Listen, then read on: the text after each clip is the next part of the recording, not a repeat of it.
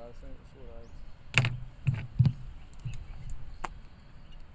Tell about Boland, first. Pizza. Kuhle fish. Yeah. Pepper na lala. Ladies and gentlemen, today we are just opposite the main stadium in KZN. We find ourselves within the splendid building of Standard Bank, and that is where the Oval is at. Kingsmead Way. The beach is not too far away from here, and the weather is out to play. The players must be very happy that it's cool. There's no baking sun.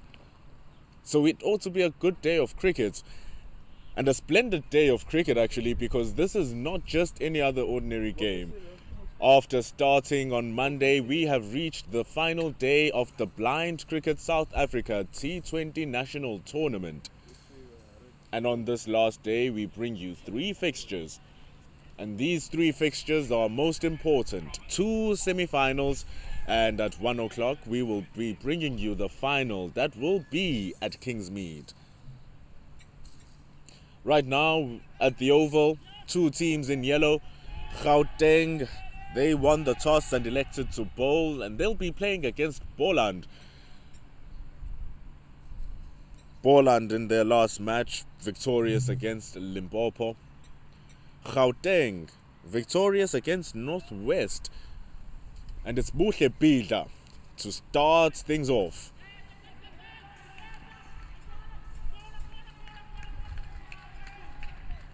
Starting with a lot of intensity here is Gauteng. Their warm-ups, they were singing the whole time. And look at them being energetic to start the match. Buhle Pila scored 100 yesterday, bowled well, and he's starting things off for Central Gauteng Lions. He's bowling to Camphor. And the second ball of the match is signalled wide. Still the spirits are up.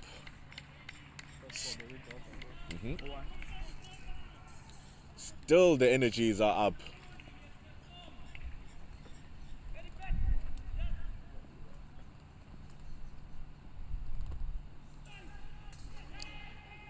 Peter goes for the leg stump, and Camphor works that away to the leg side, and this brings a Shepherd Manqaba.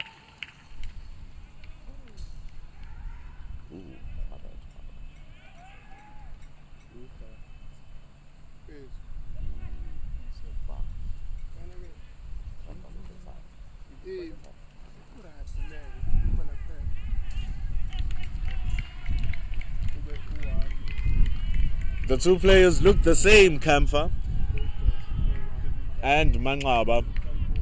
So he just made a mistake. Now it's Camphor on strike. He'll be facing Boland halfway through the first over.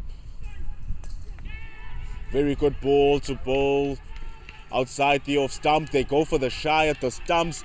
Overthrows here can be costly at the Oval. Here they're coming for number 3. They might run for number 4, but he thinks best of it. 3 runs into the bag.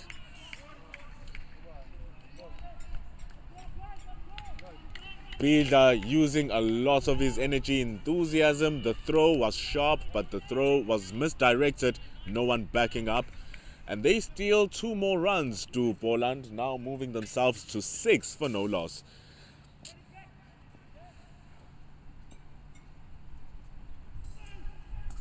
Smashing shot from Camphor. He cuts that away, and with a blink of an eye, the ball is already at the boundary. It's Manqaba who hits it. The ball pitched outside the off stump, way outside the off stump.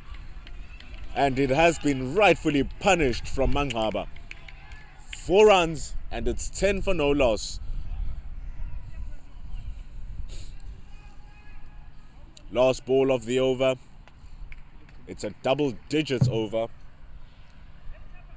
Just 1 extra, so the bat has been working. Oh, did you see the ball come back towards the middle stump? Good skill showcased from Bida. The fielding is good though, finally backing up, and the over has come to an end. It's 11 from the very first.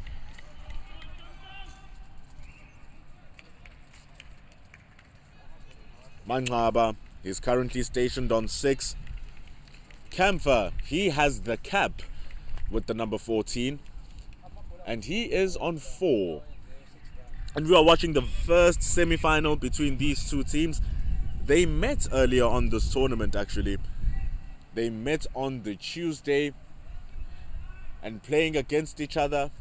Central Gauteng Lions, they walk out with a victory against Boland.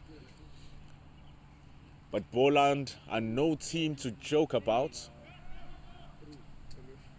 High quality players. Much like the one who's on strike, Manqaba. And an even more quality player, Joe Schroeder. B1 bowler, he comes through from the King's Mead end.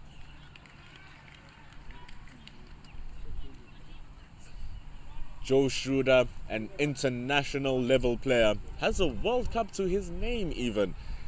Amongst the finest B1 players we have roaming around the country. And if you watch yesterday's game and the whole tournament as a whole, you would know what we're talking about.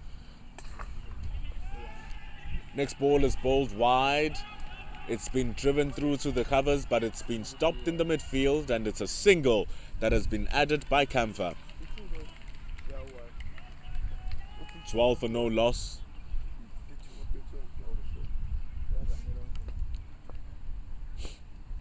Now Manqaba is on strike.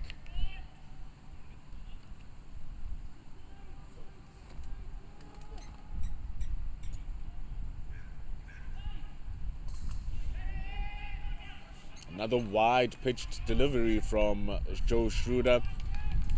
And another exchange in the singles. And the beginning of the inning, just the second over, you want to get a feel of what's happening in the game, how the ball is playing, how the ground is playing, and how the energies are for the team. So these singles are preventing those dot balls which apply the pressure to the batting side.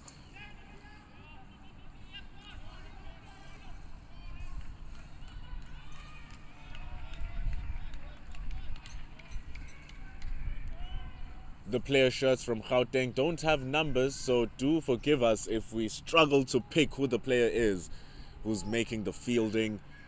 It's doing great things for us to watch, but we know that Joe Schroeder just bowled a straight one.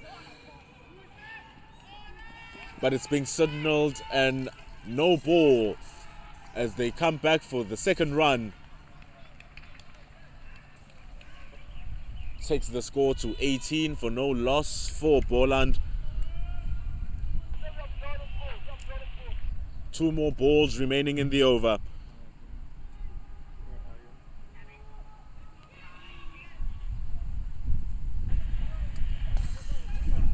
Ooh, was trying to clean up his work there, Schroeder, as the ball was smashed back by Manqaba.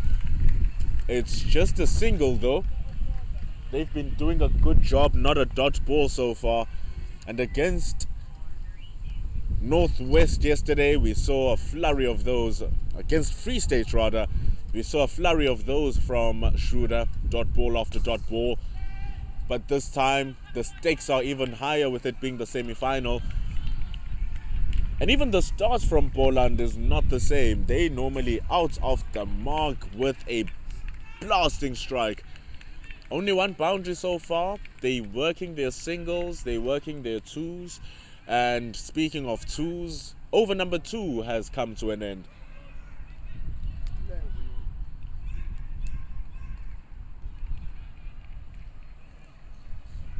One that Boland will actually be happy about. A decent start, they haven't lost the wicket. Having to see off the dangerous Muhlepila and Joe Schroeder as well.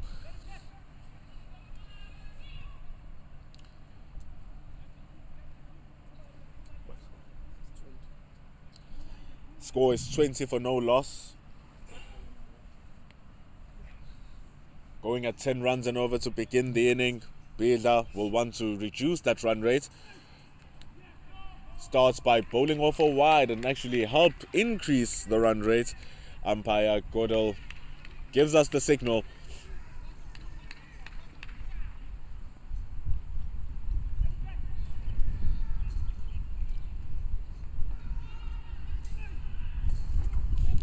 Goes straight for the middle stump and it's well guided to the mid-wicket area. Another single by Camphor this time. He takes himself to 8 runs. On 11 is Manqaba.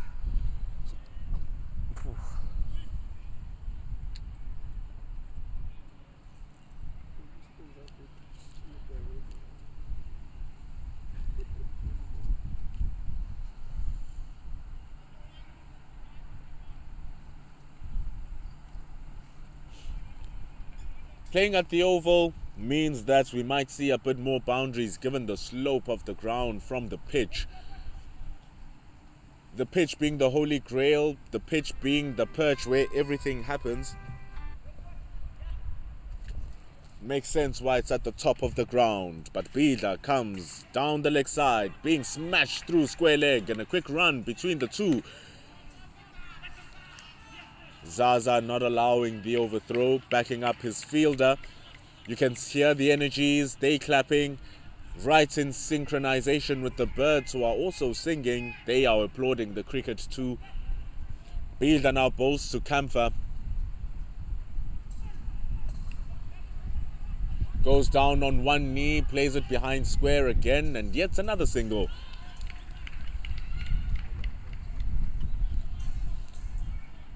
Bida is walking and playing with a spunk about him. There's a confidence aura surrounding him. Very enthusiastic and accurate as well as the ball moves away from the off stump, forcing Manqaba to mistime it, hitting the bottom inside edge of the bat as it squirts to the fine leg fielder. The important thing though for Boland is that it's a single.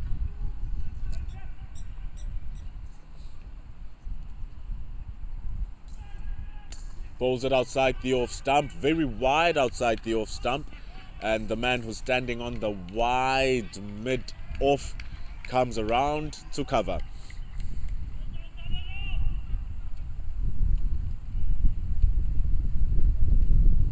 Two players in the deep, one fine leg and one backward point or deep backward point for that width, and the ball coming behind the legs.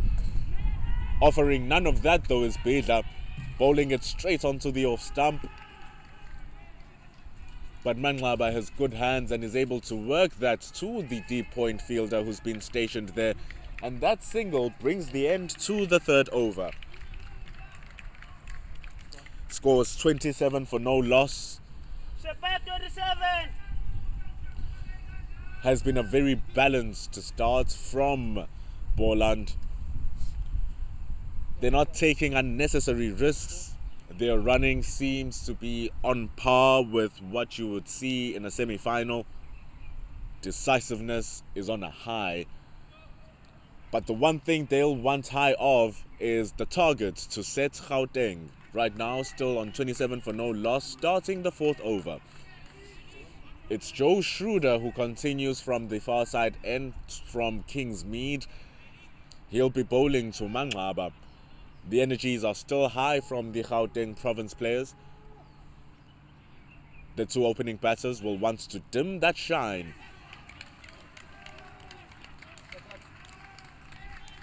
But turning the brightness up just a little bit is Joe Schroeder bowling that outside the off stump.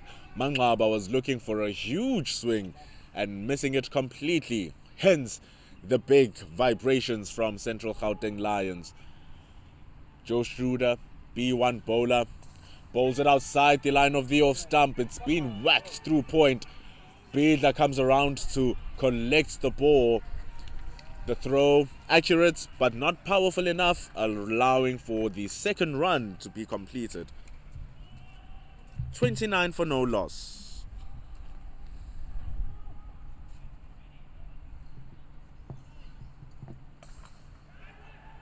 Again bowled outside the off stump, this time being driven to the cover fielders. And a good stop by the wicket keeper. Manqaba was looking to see if he can steal another single. Thinks better of that. Roberto Hamza, number 19, the runner for the current striker. Remy Camphor Oh, loses his wickets as Joe Schroeder strikes. First wicket down as the leg stump sings the tune alongside the Gauteng province. Camphor walks.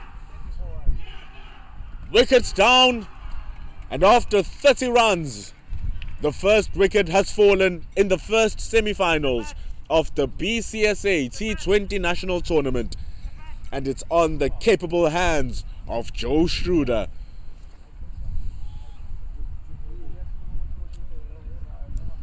The ball curving back. It was going down the line of the leg stump. It smartly moved back or away from the right-hander towards the line of the leg stump as he was trying to give himself room. Gave himself too much room and eventually missed the ball to clat on the leg stump, and that brings Enrique TR onto the strike. Number 19, B1 batter. 49. It's Enrique TR now who is on strike. He has a 50 in this tournament, and all the runs that he scores will be doubled because he's a B1 player. That means that their sights are completely impaired. To make sure that it is, they're wearing those glasses which darken any form of sight. First ball outside the line of the off stump, and TR takes no time to get off strike.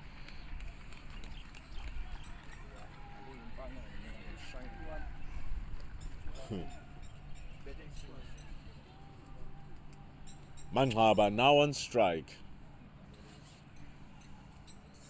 Schroeder goes behind the line of leg stump. Ball being played, and it's just a single.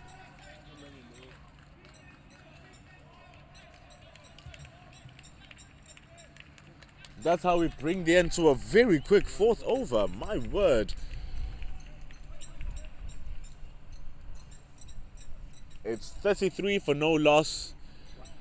In terms of extras, it's 33 for 1. It's 33 for 1 with the wickets from Joe Schroeder. If you're listening to this, Joe, I apologize. The wickets hitting the leg stump, dismissing Camphor.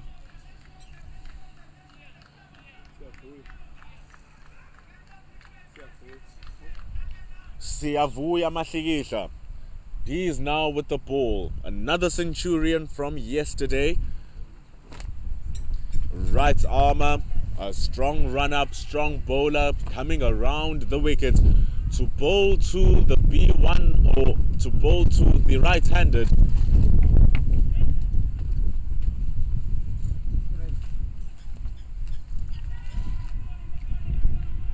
Couldn't even complete my sentence to let you know that it's Manghaba who's on strike because the wind has come through.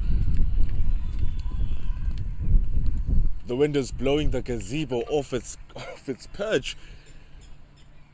It's crazy stuff. 2 runs added to the score as the ball is guided behind third man, taking the score to 35 for 1. Mahlikihla, he is bowling to Manghaba. Quick delivery outside the line of the off stump. It's being driven by Manghaba into the deep. They're thinking of run number 2, but sharpness in the field from CGL as they clap themselves and motivate themselves further. 34 or 36 for 1.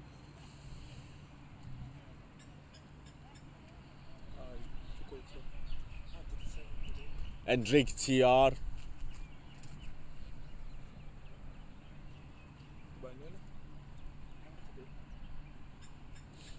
Getting ready to face up the music of Siyavuya.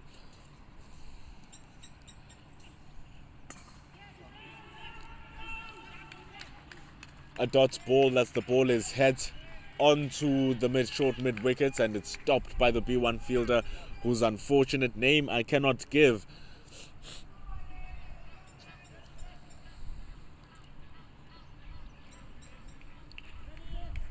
Mahlikihla, he has this ability to move the ball away from the right-hander. So he targets the legs of TR The one place where it's very hard for the B1 player to smash the ball. It's very easy when the ball is aligned to where the bat is swinging, but it's a lot of work for the bat to swing around the legs.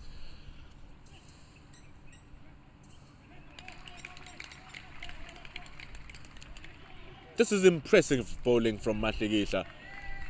Down the leg, goes to the off stump. TR is trying to adjust and figure out which line to anticipate and to play for.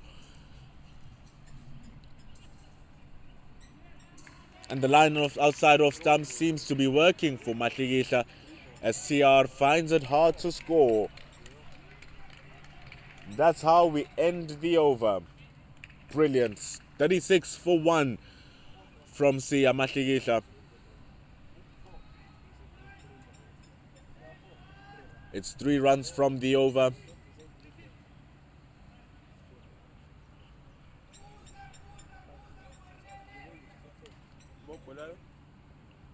Joe Schroeder still the bowler from the Kingsmead end. After Siya Mahligisha backed him up brilliantly. He took the wicket, Joe Schroeder, and in comes Mahligisha to really apply the pressure and only give away 3 runs from his very first over. This brings back Schroeder. He's about to start his 3rd over. Chances are he might bowl all of them through. But in order to get that right, discipline is important. Starting off with one way outside the off stump, and umpire Yamin Godel signals it. 1 run more added, 37 for 1.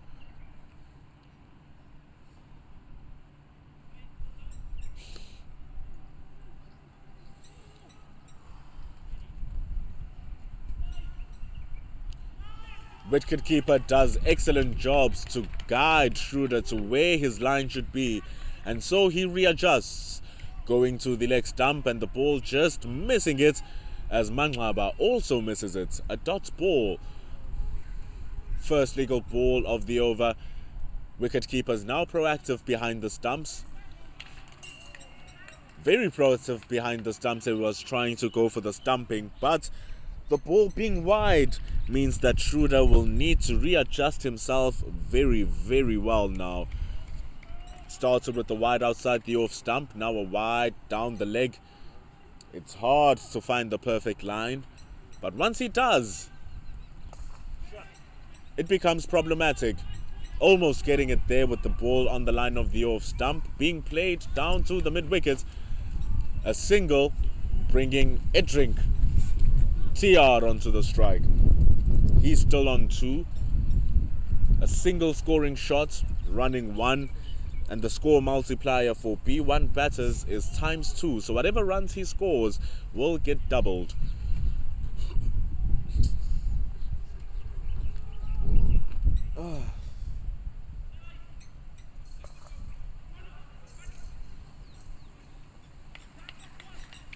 Dot ball from Schroeder.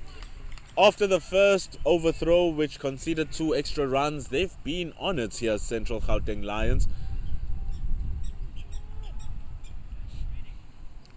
Trying to guide him to the leg stump. And he bowls it too wide, outside the pitch. The ball is running because the slope is deep. Oh, the try to field, it doesn't work. Mapotile ran hard, but the slope allows the ball to gain extra legs. And it's 4 runs for TR. The multiplier turns that to 8. Now the gazebo's really flying. It's also in celebration of what Hendrik TR is doing. It wants a taste of the action in the field. Stay here, gazebo, we need you.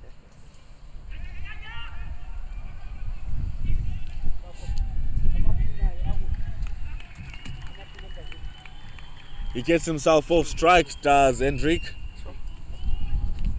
That 1 run is worth 2. So in 2 balls, he scored 10. Is it gone? Is it? Aweko, baba. Aweko.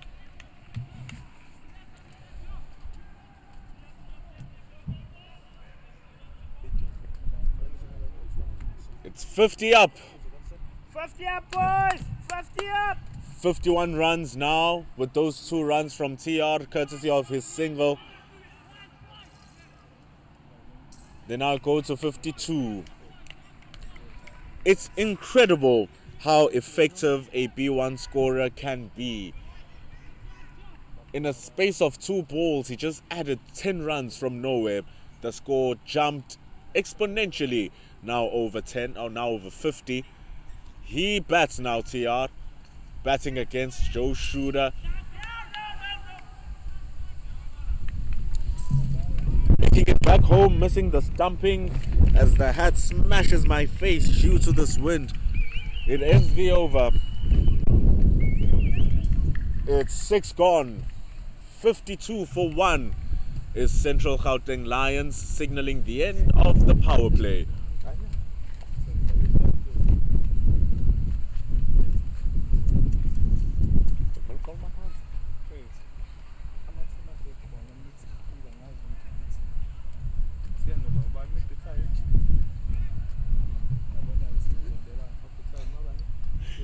The scoreboard is slowly trying to catch up with you, but do not worry.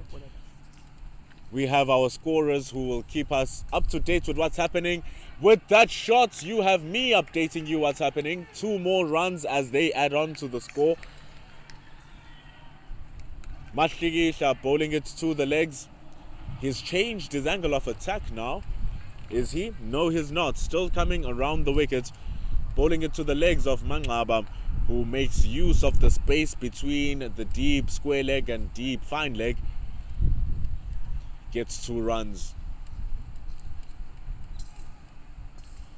Bowling it down, outside, down the legs. It's 1 run added to the score.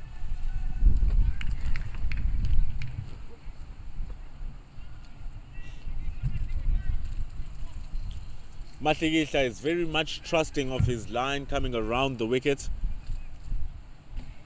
Will it bring the breakthrough? Okay.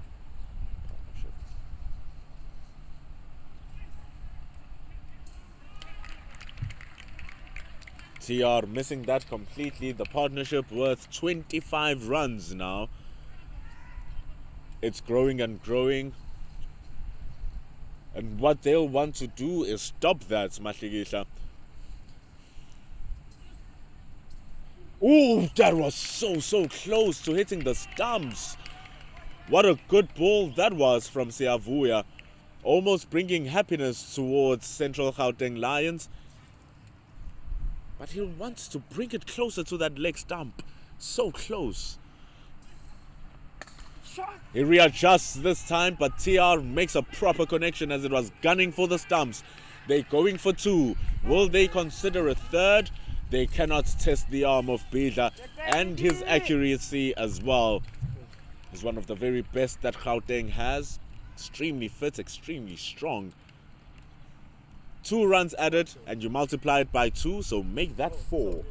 59 for 1. TR now on 16.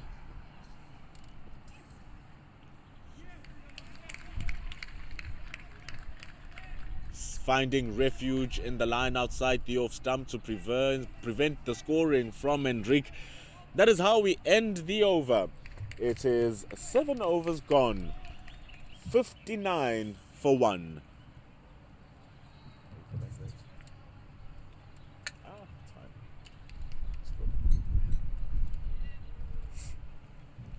They're striking at nearly 9 runs and over.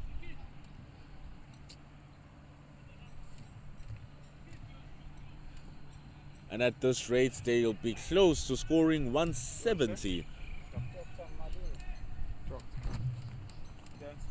But the new B1 bowler comes through. Remember, B1 bowlers must bowl 8 of the allotment of 20. And they bring Dr. Malinga, left armour. He's actually a right armour coming around the wicket. We are deep. We're looking at the pitch from high up. So we are not exaggerating when we're talking about the slope that's here at the Oval. Here comes Dr. Malinga, bowling to Manqaba.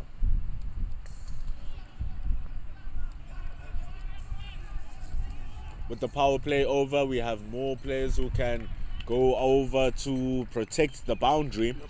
They're using a cow corner and a deep square leg. But their protection means nothing if there's still no balls being bowled, which is what the umpire has signalled, and 1 run extra. 61 for 1.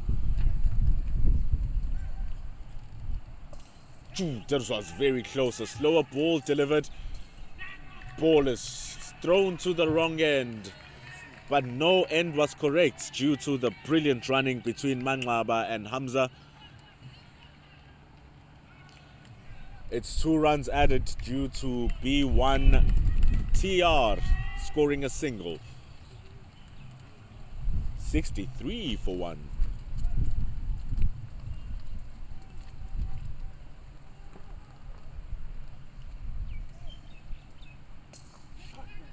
Opens himself up. They're running for a quick single. Manqaba had given up. Chappy, watch it, boy, watch He it. had given up. Roberto Hamza makes the call.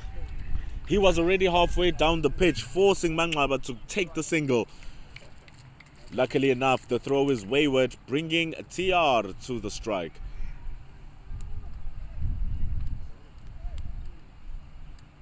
Ooh, the ball curving away from the leg stump. It was making its way there. But it's a bye by umpire. 65 for 1. Partnership now with 35 runs.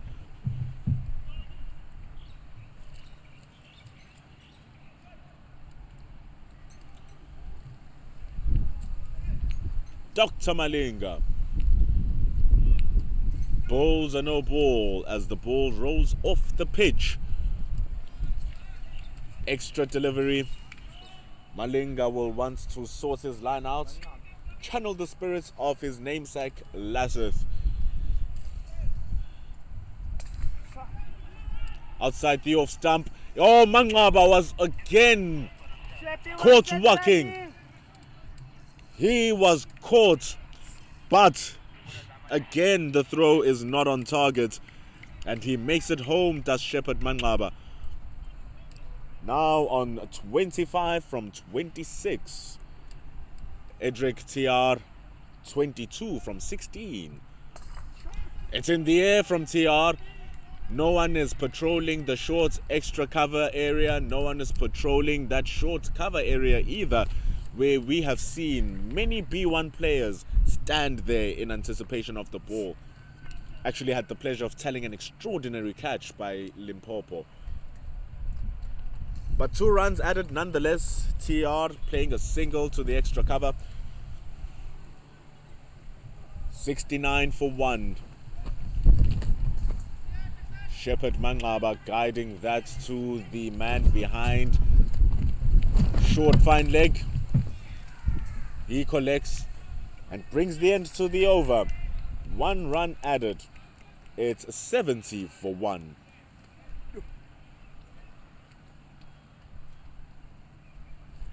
They're getting closer and closer to scoring at 9 runs and over.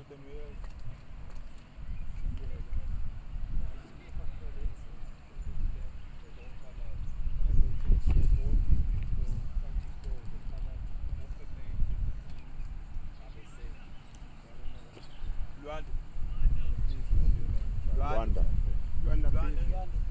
One of the Bila brothers coming through. Luando Bila.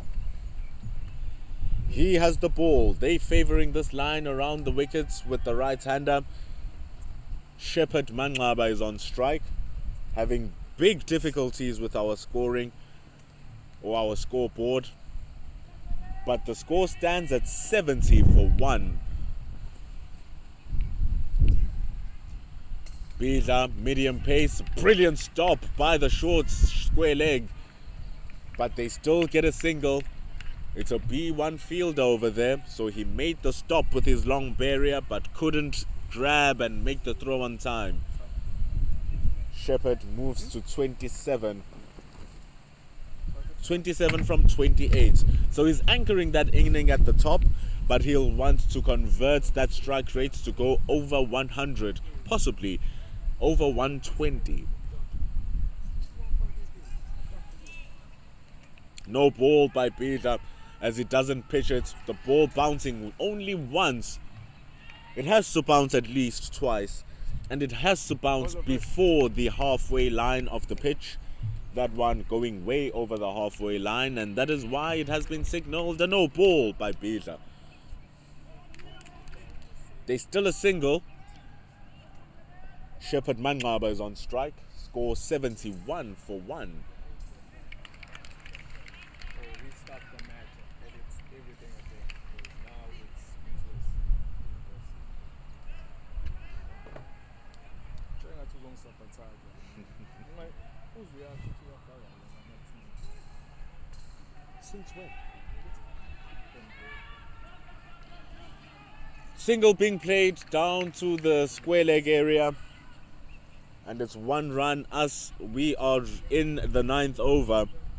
It's 75 for 1. Halfway through with Bida with the ball coming around the wicket.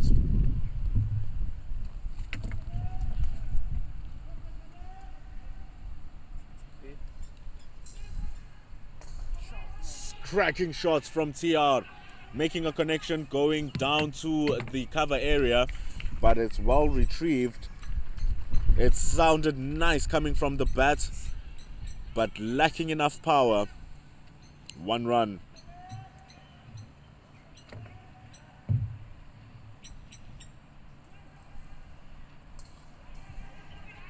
It's stopped again by the square leg fielder. Dr. Malinga with the stop.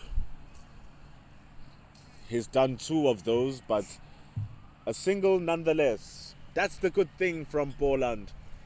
They finding means to score, even if the fielding is good, even if the enthusiasm is sharp, even if the motivation by CGL amongst themselves as a team is high.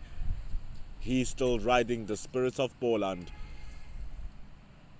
TR going for a swing. The ball is outside the line of the off stump, and that's how we bring the end to Bida's first over. It is a dot ball as TR misses it. 78 for 1. 9 overs have been bowled.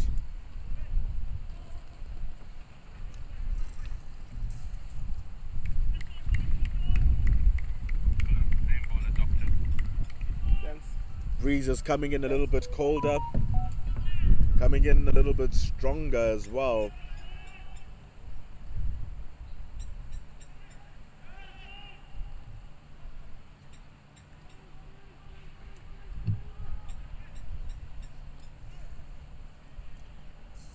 Dr. Malinga with the ball, starting outside the line of off stump, and it's too wide outside the line of off stump. The umpire signaling a wide.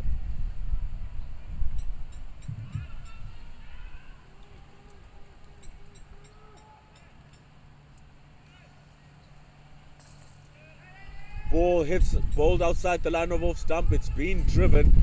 It goes past the midfield. There's a run, and Roberto Hamza is quick enough to make it home. The throw from the deep going to the non-striker's end at the King's Mead side of the end. They make it home safely.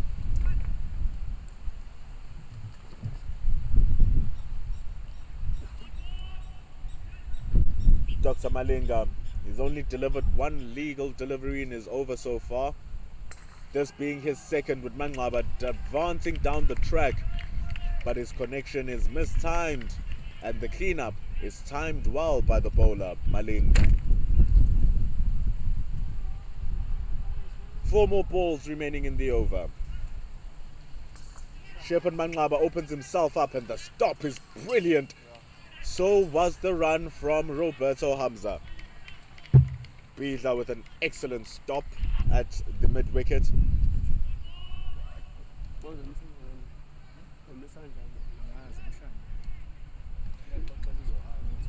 TR is on strike now. Right armer batting against the right-handed. Dr. Malinga squirting that behind the third man. They coming back for two. They running in very quickly, and Roberto is magnificent between the wickets. 2 runs added into the score. And with that being the case, you multiply it by 2 because it's from the bat of TR, and he now moves to 4. He's actually batting well here, is Enrique TR. He's on 32 in 21.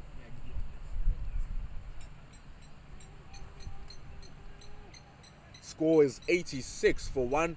Partnership worth 56.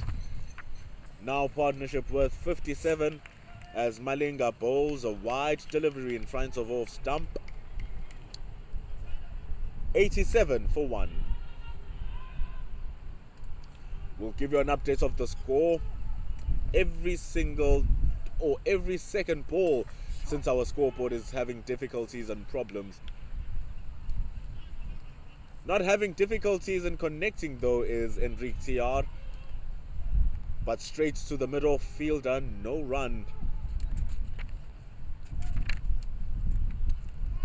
Straight into the legs of Enrique, and he must be careful not to swing too hard until that bat hit the stumps. Very close. We've seen a few hit wickets throughout the course of the tournament, but we've now bring the end to the 10th over. 87 for 1, and they are consistently scoring at 8.7 runs and over. And now it's a bit of an innings break that we have here. We'll be back after 5 minutes as we sort out all the things and the players debrief their strategies. 87 for 1.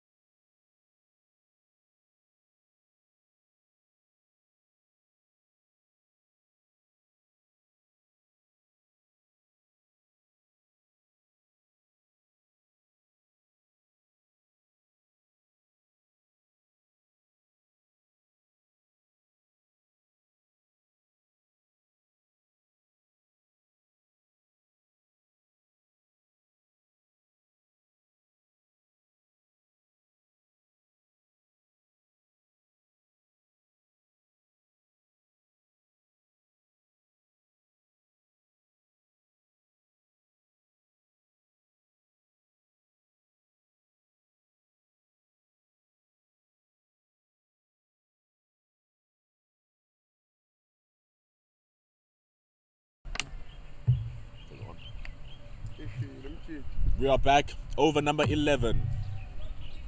Bida. He comes back. Bowls it straight. He's bowling to Mangaba.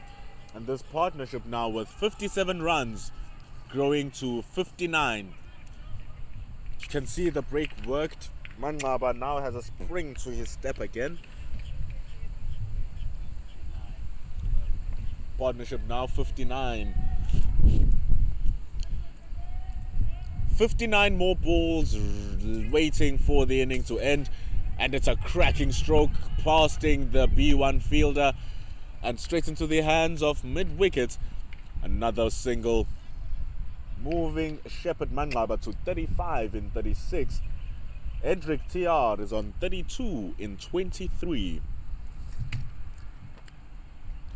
Another score update is that the gazebo is still coming through, because this win, I wished we had more of you coming to just watch the game and experience the cooling breeze after a couple of hot days. And you can watch some hot cricket and good running between the two of Mangaba and Roberto Hamza. 2 runs added because of the single by Hendrik TR. We're speaking to the umpires coming back. Speaking about the match awareness of Hendrik TR, how he knows where he hit the ball, how he can easily walk to square leg, find his way back onto his crease without assistance. Tells you all you need to know. The ball has been hit to the cover sweeper. 2 runs added. Needing to generate more power in order to get these boundaries. Make full use of the slope that is around the oval. But it's Bida bowling it wide down the legs, and it's a single as the umpire was trying to dodge the ball but clips his feet. Mangaba adds on a single now to 38. Score is 95 for 1. It's the last ball of the 11th over. And on the other side of the streets at Kingsmead, Gauteng or KZN are playing Northerns. Another good shot from TR, now moving to score to 97 and bringing himself back onto the strike. That's how we end over number 11. The score is 97 for 1. Partnership on 67 runs. This is good batting. They are happy with this, surely. Still lingering on that 8.7, 8.8 mark in terms of their run rate, which means that they might be very close to 200 come the end of the 20th over, which will signal the end of their inning. For now, TR is on 36. Dr. Malinga. He continues around the wicket.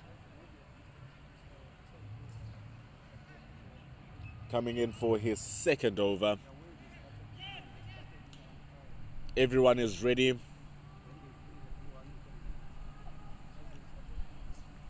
Wiki directing the bowler outside the line of the off stump, and a good shot from TR, clattering the bat of the runner Roberto Hamza, and in repay he comes back for a quick 2.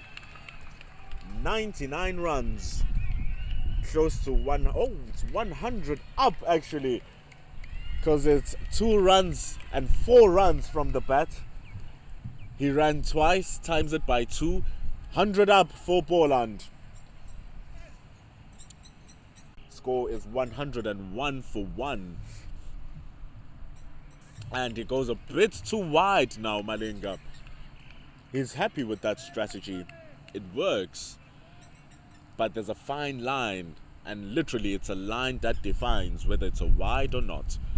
That one adjudicated to be so. It's 102 for 1. Dr. Malinga readjusts, goes behind the legs, and TR meets it as it was past his bat, and it's a quick run. He was gone for everything, was Roberto Hamza. What a throw from Mapotile. It's off the bat, yes. It's off the bat. It's 2 runs. Now 4. Now the score is 106 for 1. and TR is on 44. Shepherd Manqaba is on 38. Ball going in between the legs of TR. 106 for 1. Last ball of the 12th over. Directing him to the middle stump, but he finds path into the leg stump. That's how we end the over. Umpire Keshan Moodley ends it with the score on 106 for 1. Edric TR is on 44 from 31 balls. Shepherd Manqaba is on 38 from 38 balls.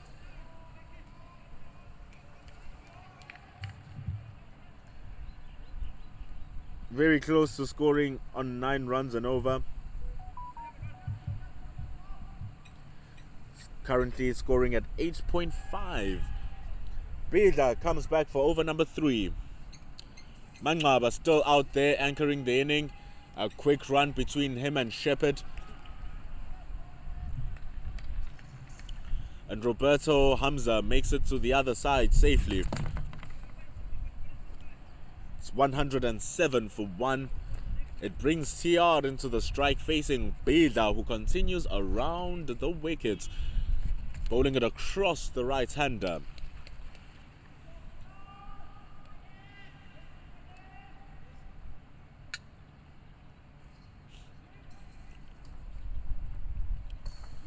Slower delivery bowled, the ball being hit straight to the fielder.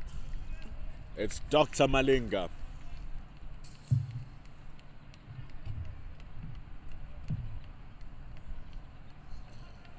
Two runs added to the score. It's 109 for 1. Manqaba opens himself up, but the captaincy is brilliant from Gauteng. They have the 2 fielders deep on the offside from Manqaba. They always move back when he's on strike because he generates more power onto the shots. And then they come back in and drop a square leg and a fine leg for TR.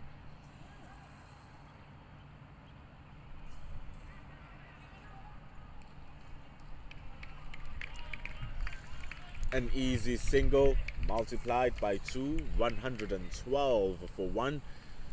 As we see the procession, square or cover and deep point dropping back. But cover stands up. He's not going back.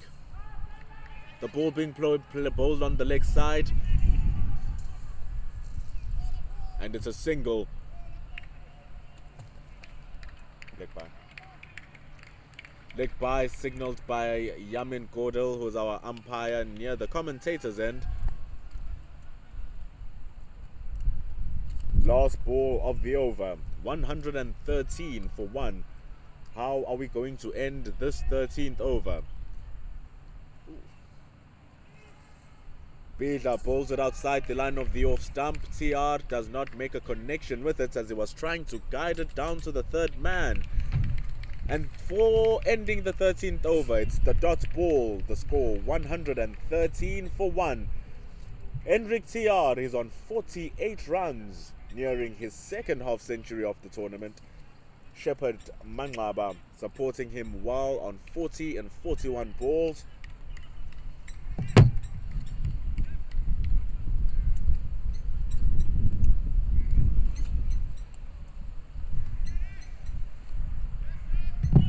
Run rates going at 8.7 and over. Dr. Malinga starting his third over. And his third over begins down leg and the ball is bowled off the pitch. Therefore, a no ball by umpire Moodley has been signalled.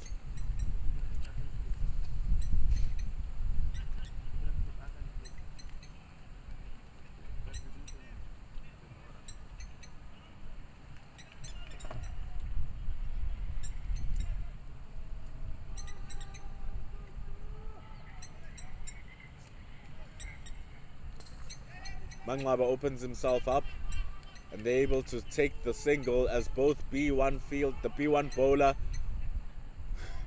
was trying to retrieve but failed to do so. So it brings TR, who's on strike, and all he needs is a single. That is how he will get his 50. 48. It's 115 for 1. 5 more balls in the over.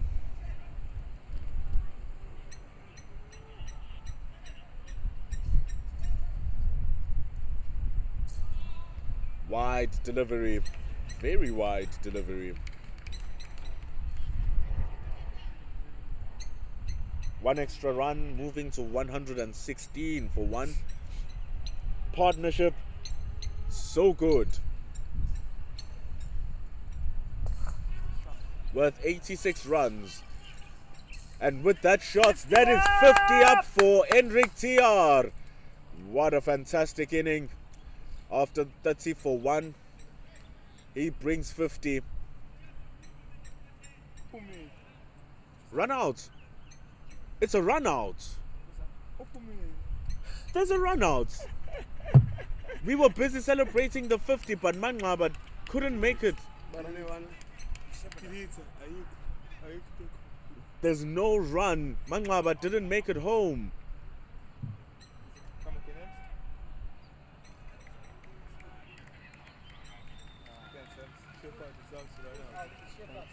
Shepard couldn't make it to the other side. That's why there was a little bit of confusion. I failed to hear an appeal. Yeah, I didn't even hear the appeal. I failed to hear the appeal. I apologize, viewers. So it's not 50 runs up. And this brings Freddie Boer into the strike. The very, very dangerous Freddie Boer. Everyone knows him. Let's see what's gonna do. Headband on, orange gloves on, and he can really up the score. 47 in the first match, a blitz of an inning. What can he do now? The score 116 for 2. TR still on 48. He hasn't made his 50.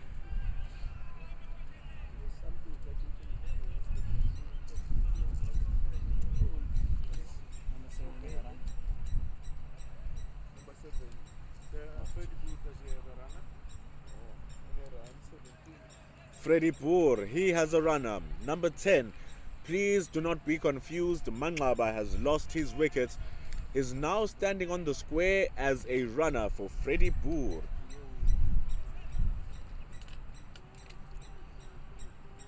Dr. Malinga with the ball. He has 4 more deliveries. Freddie Boer says hello. And what an introduction that is. Ball onto the leg stump, and it's 4 runs as he says hello. Cracking strike.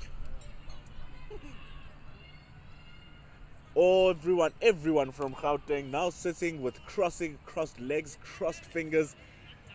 Nowhere. 1 bounce for problems. Boland comes alive. No ball.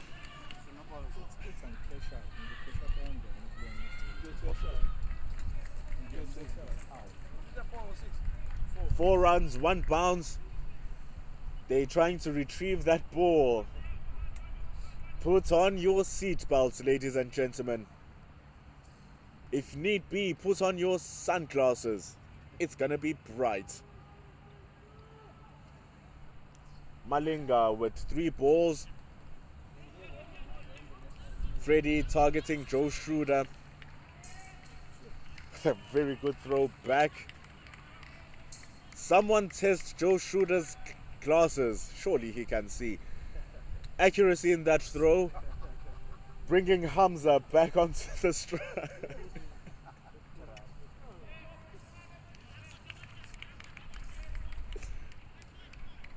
Hendrik TR, he's on strike.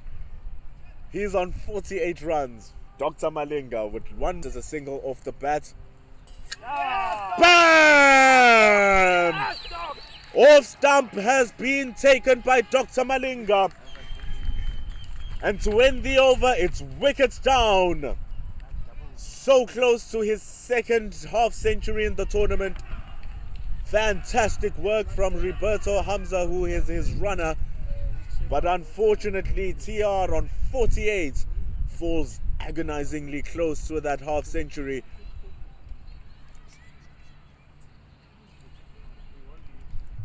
Is bowled off stump.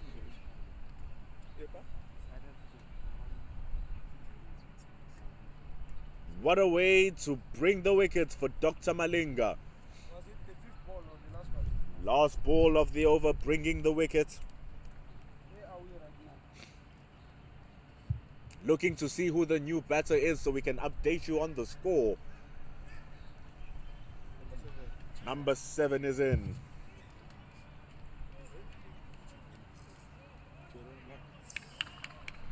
Jaron Marks. Javon Marks.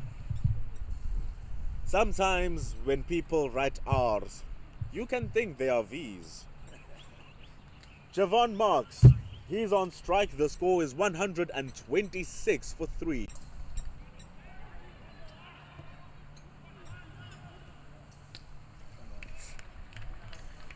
Just one run as Freddie just guides that behind square. Deep square leg collects. And it's 130 for 3.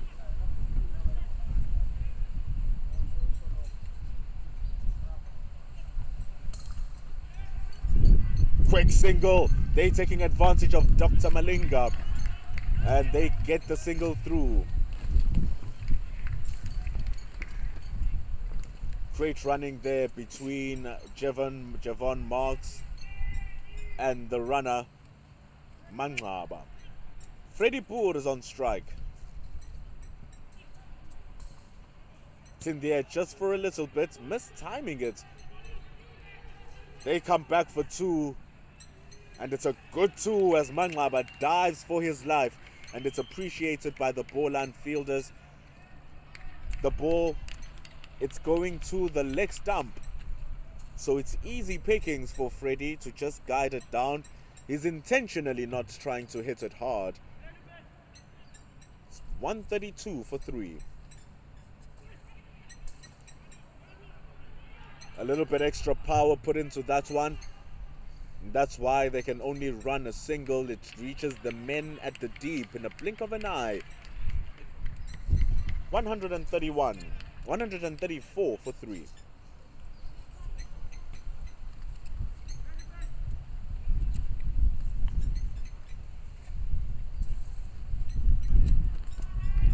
Mahlikihla bowls it behind the legs and it's a wide ball. 135 for 3.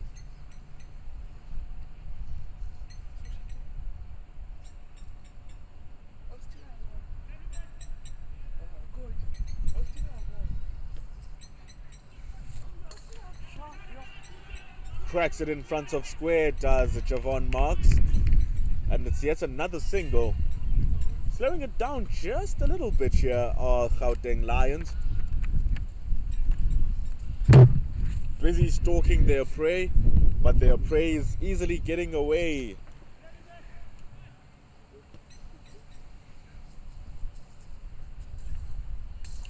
Boer goes into the air. It's not deep enough for the fielder on the boundary, and it's yet another single.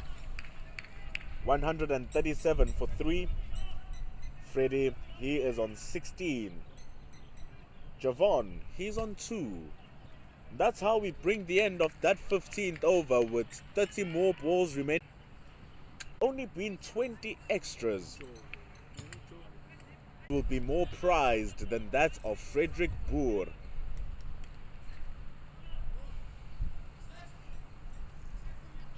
With the B1 bowler, Boer will be looking to take extreme advantage, just like he did against Dr. Malinga. That's why we have 3 boundary riders, one on the fine leg, one at square leg, and one at the cow corner. We also have a boundary rider at deep point and one sweeper and a deep point. Only short mid-wicket to catch. It's Freddie Boer against Joe Schroeder.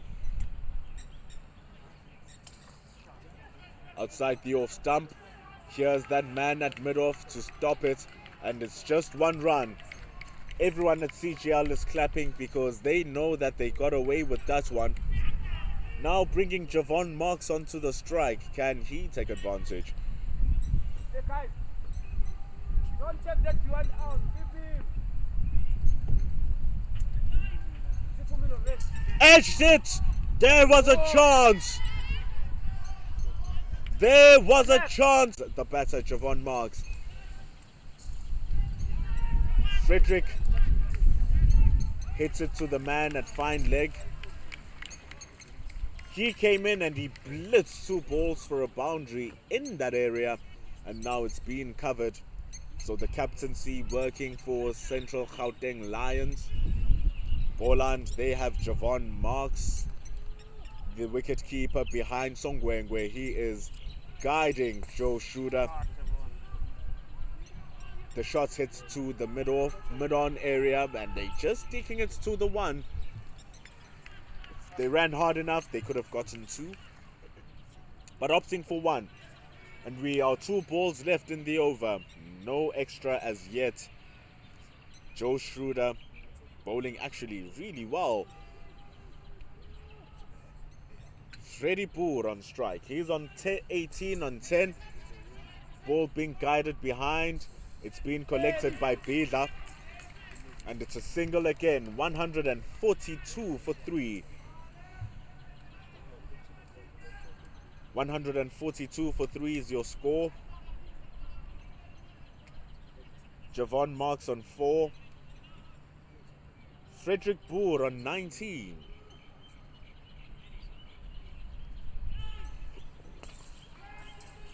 Got stopped there from the man at the short mid-wicket. They wanted to come back for run number 2, but Javon Marks was for 3. Gauteng Lions winning the toss and electing to bowl first. Both teams very capable of chasing down scores. So they'll be wanting to boost that scoring rate right now with the last 4 overs. 143 for 3.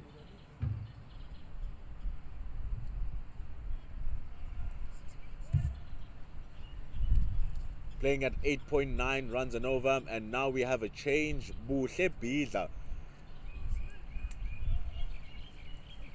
He's coming through, the very energetic and flamboyant player. Gets his run up, marked up. Right arm over the wicket. Pace bowler, bowling to Javon Marks.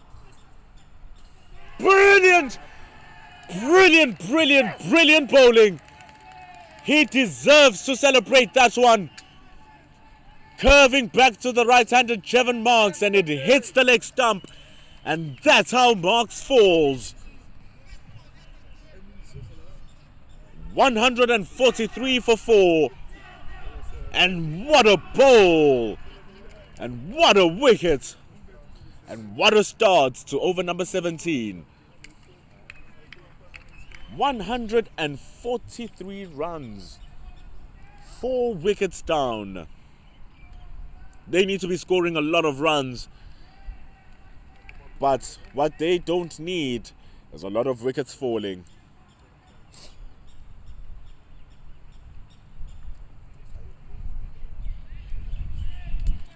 Freddie Boer out there. New player coming in. And the new player is a B1 player. It's Bradley Hendricks. Bradley Hendricks is a B1 player, so all of his runs are doubled. And we are stationed with the score being 143 for 4. Watching the first semi-finals for the BCSA T20 national tournament between Gauteng Lions against Boland. Boland batting 143 for 4. Buhle Bidla claiming his first wickets with the first ball of the 17th. Bowling to the left-handed Bradley Hendricks, still coming over the wickets with his right armour across the left-handed batter. What will he do? It's Buhle Bidla. Opens up with a very slower ball. For a moment I thought he didn't deliver the ball. That's how slow it was, and it's a single. 2 runs added, 145 for 4 now.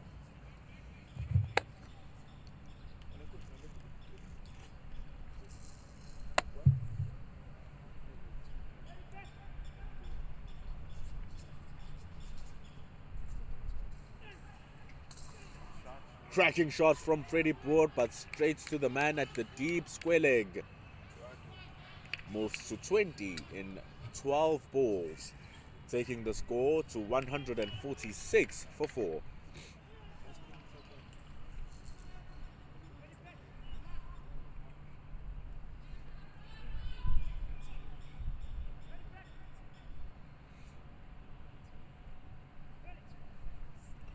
Buhle Bidla, he's halfway through the over. Comes in, bowls it to the leg stump to the left-handed Bradley Hendricks, and that is a golden dots ball. That's the ball hit the legs of the batter. 146 for 4.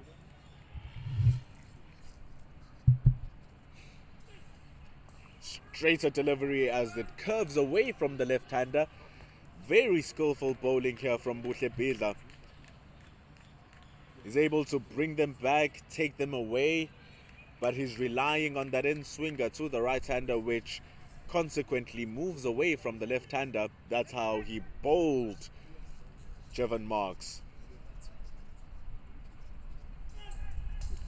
Bowls it straight, it's in the air, but it's just 1 run.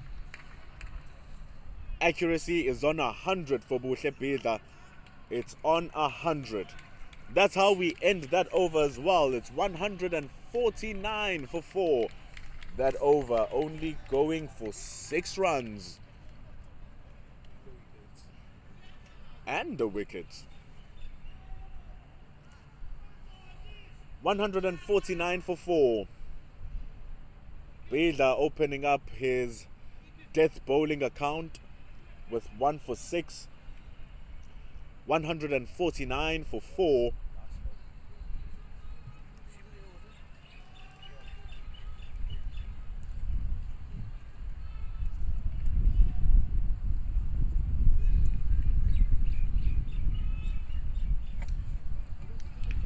Remember that you can follow this match on Pitch Vision. If you want to follow it up with the commentary, you can check it out on YouTube on the Pitch Vision page.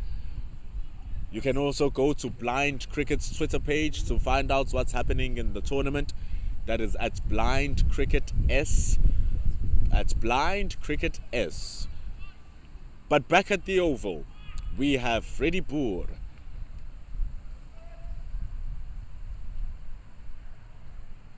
It's Lwando Bidla. Bowled him! Yes, boy.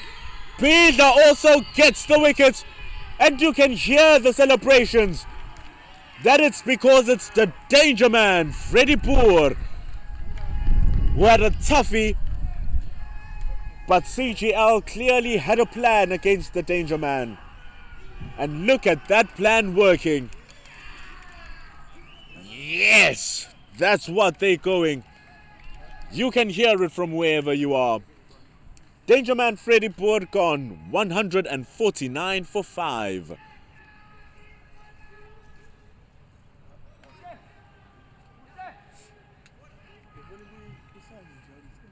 He was having a tough time. He started off well, but it seems like they discussed their plans, the Gauteng. And in those discussions, they found a way to tame the beast. And in his sleep, they were able to take him down.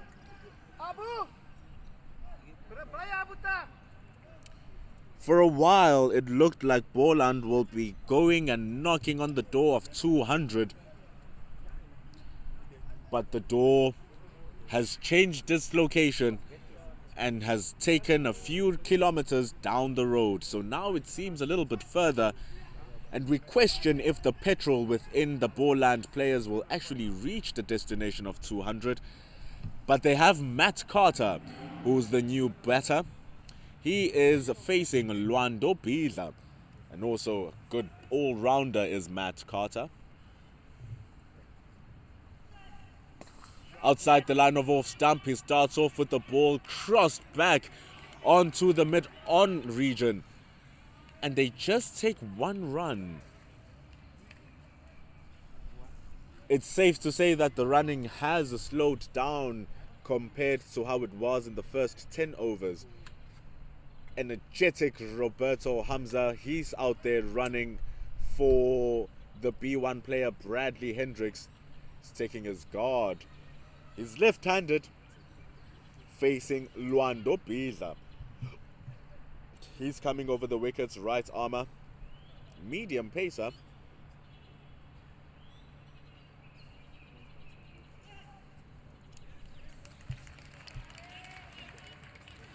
Down the legs it's bowled. No chance for Hendricks.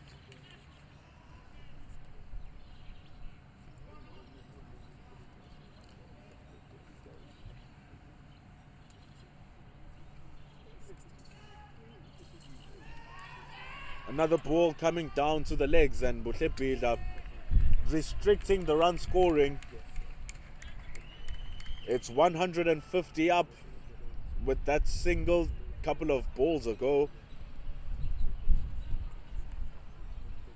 And now after the milestone, the runs are drying up.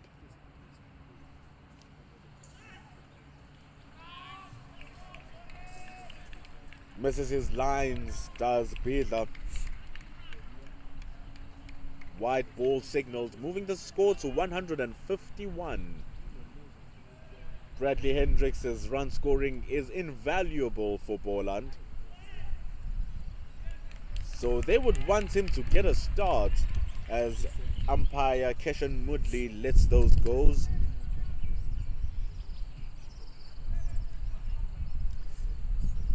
Tasking Bradley Hendricks with finding his way to score on the leg side here is Bila. Again onto the legs. It's so tough. So tough. That's how we bring the end to the 18th over. A fantastic one from Bila, only going for 2 runs. A single and a wide ball. It's 151 for 5.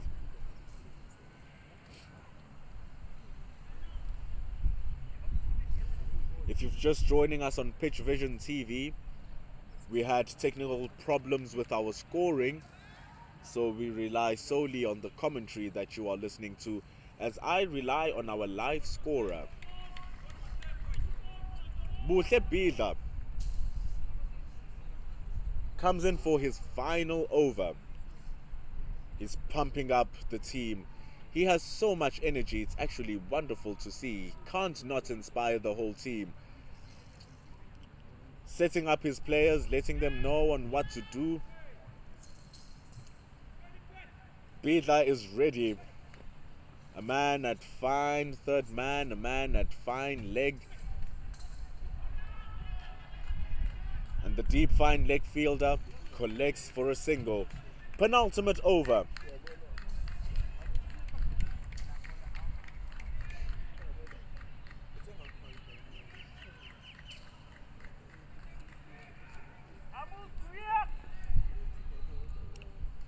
Bila now bowling to the left armour, or to the left-handed Bradley Hendricks. Score is 152 for 5. This is after Gauteng won the toss. Boland started well. They started really well, actually. 87 for 1 they were in over number 10. Their run rate was very much in between 8.7 and 8.9. And it has fallen off with the fall of the wickets. 4 wickets ever since we had that conversation. And rightfully so, the run rate being decreased and the energy levels for CGL going higher.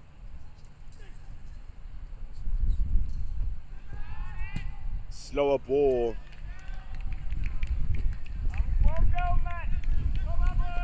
CGL players are saying uyaganga. He's playing games, the batter. And the game that we are playing has Buhle Bidla, who's firmly in control of this over. Still over the wickets to the left armour. Missing it completely. Energy puts the ball too much down the legs as the umpire Yamin Godel signals for it.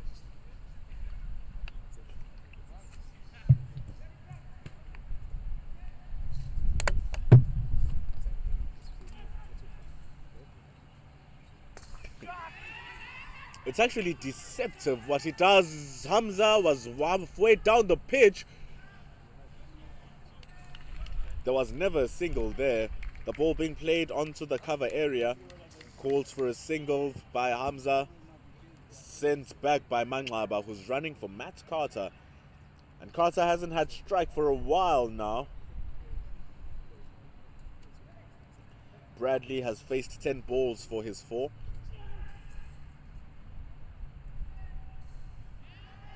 Good bowling from Buhle Bidla. You can hear he jumps, releases the ball and fakes a release after he's released it, and then grunts and fakes a grunt to deceive the batter as to when the ball will actually reach him. It's wonderful to watch, actually.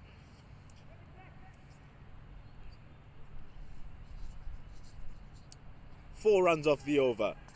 Bowling it outside the off stump as Matt Carter makes a pure connection. They transfer a single. And we have one more ball remaining for the over.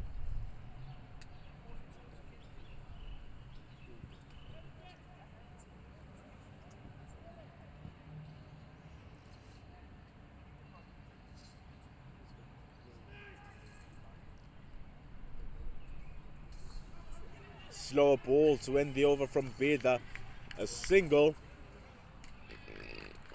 But counts for 2 because it's off the bat of Brentley Hendricks.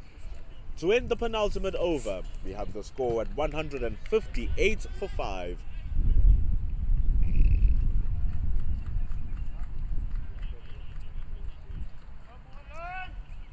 We've had a glorious week of cricket. Starting on Friday, using venues from Durban North, Westville, Danville. We had Chills hosting us at Durban Central. We have Northwood, the school, also hosting us. The Oval now hosting us today. And Isaac Bidla is about to bowl the last over.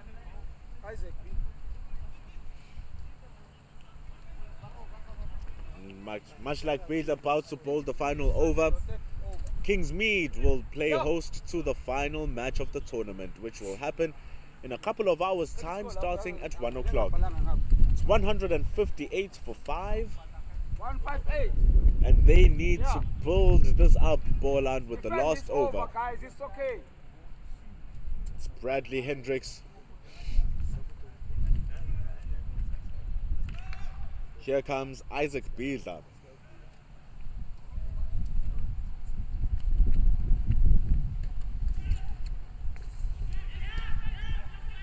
Taking the quick single, and he makes it home, Roberto Hamza. Risky running, but all in the efforts to bring Matt Carter back onto the strike. And 2 more runs added, now moving to 160 for 5.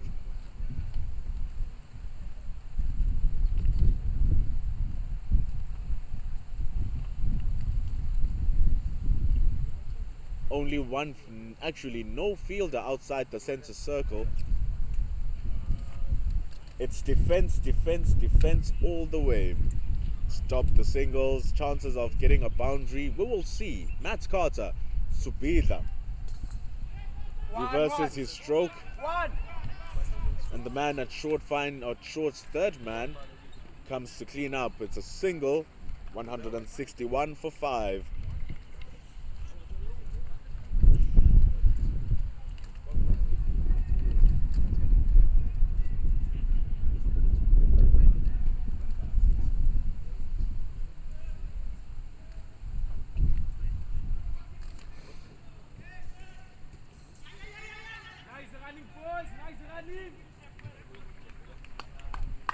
Shepherd Manqaba knew from even before the ball was bowled that he had to take that single.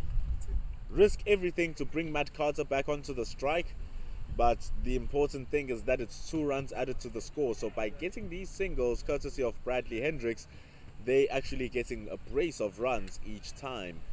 Matt Carter, he will want to clear a boundary here.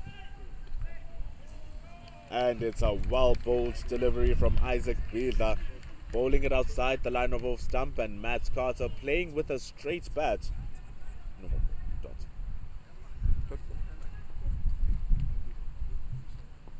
2 more balls remaining in the inning. 163 for 5. Ball is edged by Matt Carter. He can't make the connection. Really trying to use that straight bat, but the ball is rolling through the ground and he plays above it all the time. Oh, for these last 2 balls. It's the last ball now of the inning. 163 for 5. And it's 3 dot balls to end the over from Isaac Bidla. And what a way to end it, and they take the single and make it home.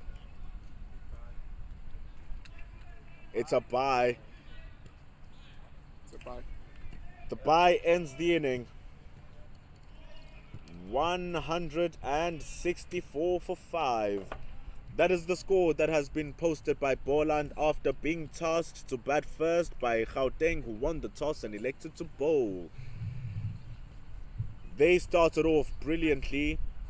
The first wicket was lost at 30 runs, and a brilliant partnership between TR, who was so close to his century, the B1 batter, falling short for 48 after being bowled. And that partnership between him and Shepherd Manqaba, nearly 100 runs as it went for 96. Needed to win is 165 from CGL. Yesterday they scored 269 against Limpopo. But what will they do against competition favourites? The top 4 teams are in the semi-final. KwaZulu-Natal and Northerns playing across the street in the Kingsmead. So we will join you in 10 minutes time for the crossover inning, and we will see how CGL will reply to the 164 posted by Boland. What's a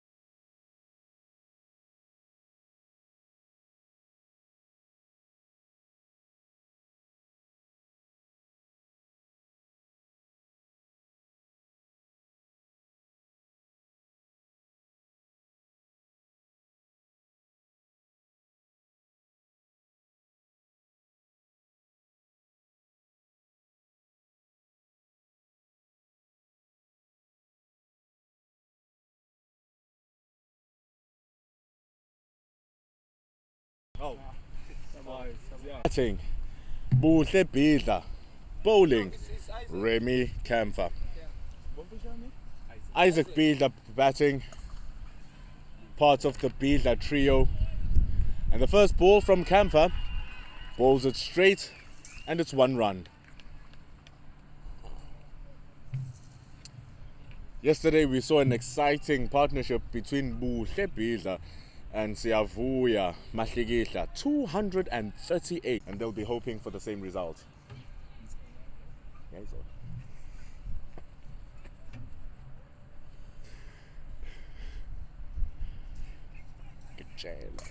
It's in for it. It didn't reach Matthew Carter, and it's another single added.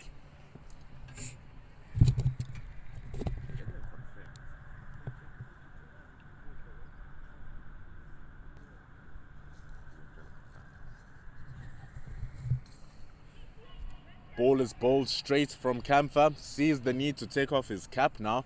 He's about to bowl the truth. No cap. Here he comes around the wicket, Remy Camphor. He's heated up now, bowling to Siyavuya Mahlikihla. Big appeal, massive appeal, and the umpire is unmoved. That was a close one from Remy Camphor, bowling excellently. Umpire Yamin Godel unmoved from that appeal.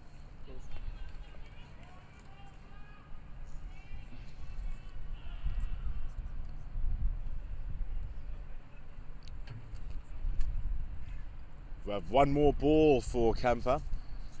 Here it comes, bowls it down the legs, and he's playing it behind square as TR was going for the dive, and it's the end of the first over. Remy Camphor starting things off. The score is 4 for no loss. 5 for no loss.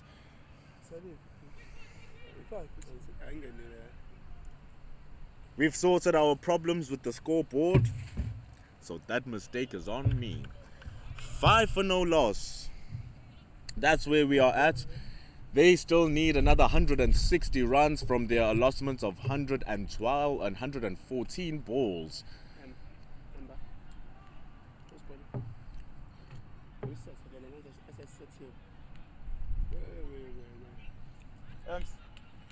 Looking out for who the new bowler is.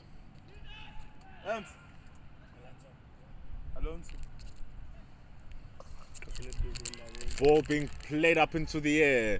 Siyavuya Mahlikihla. What we saw yesterday from CGL was incredible running. The boys were running as if their lives depended on it for the whole inning. And that's how you keep the score ticking, by not stopping the running. Catch with that one.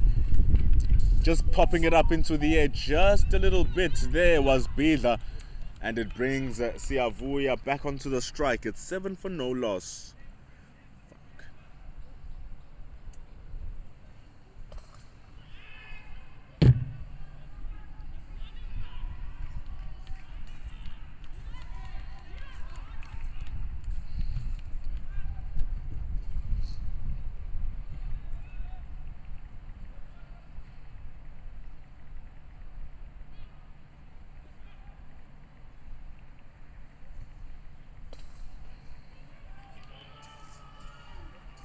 Ooh, a Clark chance for a run out, and it is a run out. What a brilliant throw, straight into the hands of Freddie Boer, and he completes the run out, taking out Siyavuya Mahlikihla, who was running hard. And now the wicket has been snatched from Boland. The Centurion from yesterday now must walk. That is painful stuff for the man. The score now is 9 for the wickets of 1.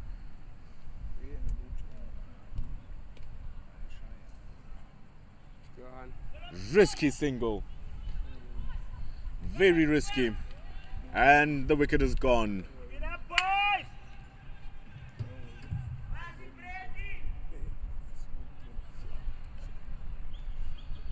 It brings into the pitch now Joe Schroeder, a B1 player. That's what he is, so he's completely unsighted, meaning that all the runs that he scored will be doubled. And the man can actually bat. So let's see and strap ourselves, as they still need another 156 runs from 109 balls.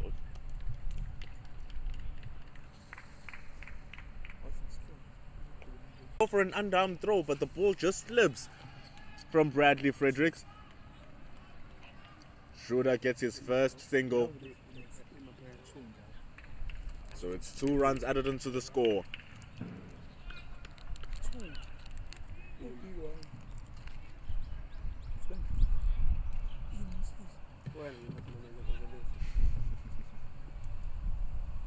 Buhle Bidla.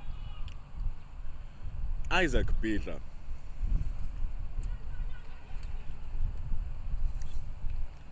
Poking it through to the point area. Just an easy single. After the loss of the wickets, the partnership between Joe Schroeder and Isaac Bidla will want to grow just a little bit. They'll want to be patient. The score is not as daunting as we've seen throughout the tournament, chasing 165 runs. From face value, it's a score that Central Gauteng Lions are very much capable of scoring, but at the same time, it's a score that Boland are very capable of defending. Zindala zombili here at the Oval, as we see Camper bowling to Buhle Isaac Bidla. You will forgive me, I'm so used to Buhle Bidla opening the batting that it comes natural to just say Buhle. But it is Isaac.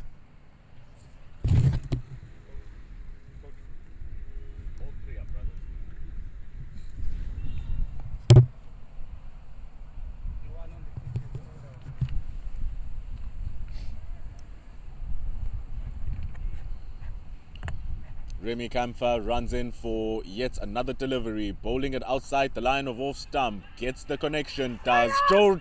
Oh! What is happening there? There was a chance for a run out. That's what was happening. But Freddie Boer can't complete the wicket. It's 15 for 1. Camphor with 4 more balls in his over remaining. Comes over the wickets, right arm to the right-hander. Slants it down the leg side. It's helped along the way by Bidla, and it is stopped there by Shepherd Maqara at the deep fine leg area, and it's 2 runs that have been exchanged. 17 for 1. Bidla, one of the trio of Bidla brothers. Isaac Bidla, he's the oldest. Luando Bidla, Buhle Bidla, the 3 brothers, all representing the provincial team for blind cricket. How awesome is that?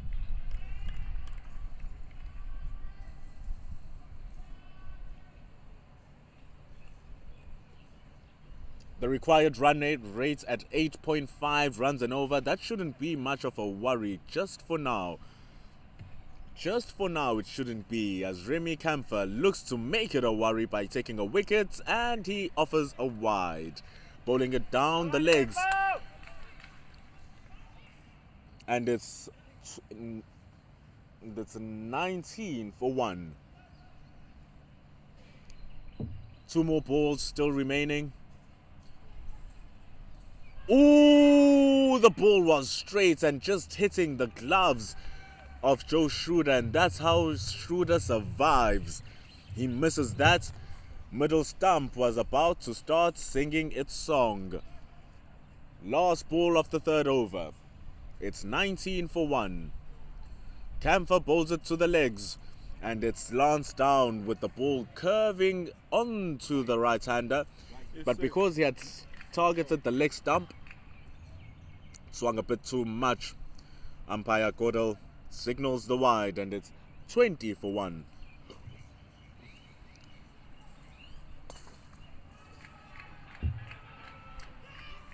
Confusion, big confusion. The runner, Mahlikihla, he thought there was a single. That's how Mahlikihla runs. He sees the ball in green areas and he takes off. But for now, that's how we ended the third over. They are scoring at 7.3 runs, now on 22 for the loss of 1.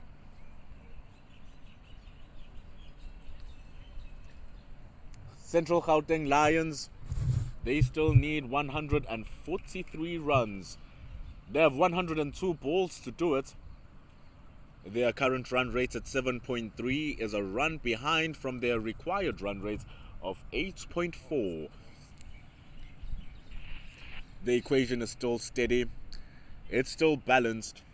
And Alonzo Mafue is still bowling from the Kingsmead end, bowling to Joe Schroeder, who is currently on 6 from 5 balls.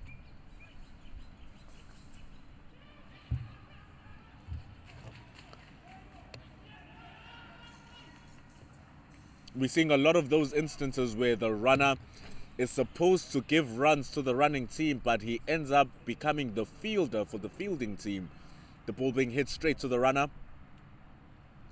and it's a single, but you add 2.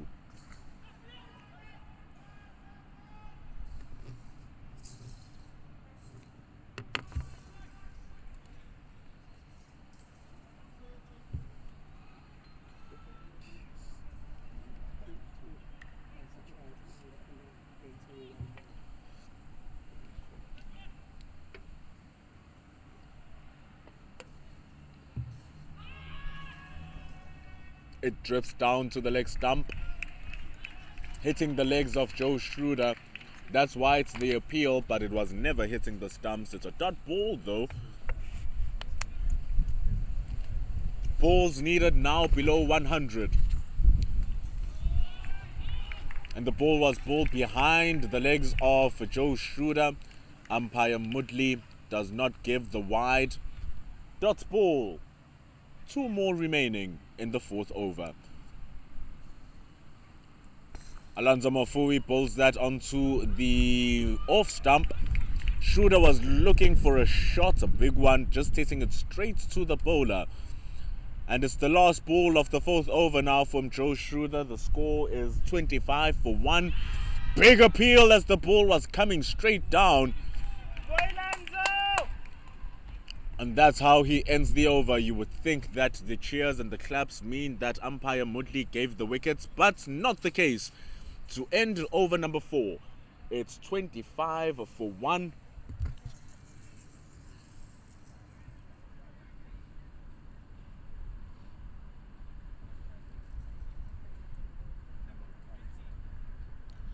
Scores 25 for 1 as we have our first bowling change.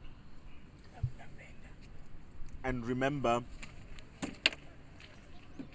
with it being blind cricket, 80% of the overs need to be bowled by B1 players.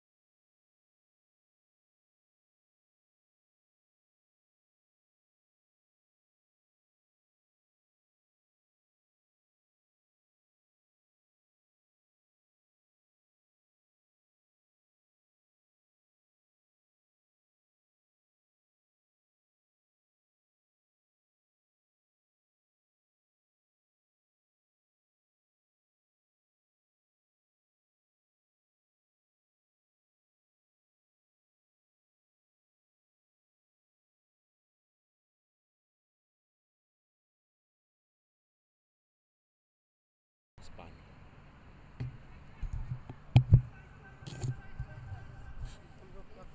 Where are we supposed to be? Ivan Levendal. He is the man who is bowling now, number 20. He's a B1 fielder. He might bring in a wicket with this run. It smelt of a run out, but it wasn't one. Making it home, there are the two runners for Central Gauteng Lions. Mashigisha, very quick between the wickets.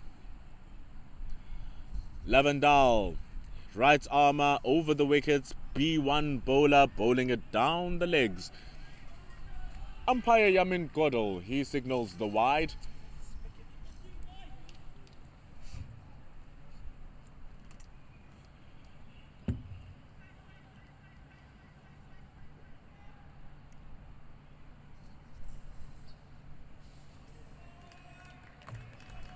Bowling it down the legs is Lavendal.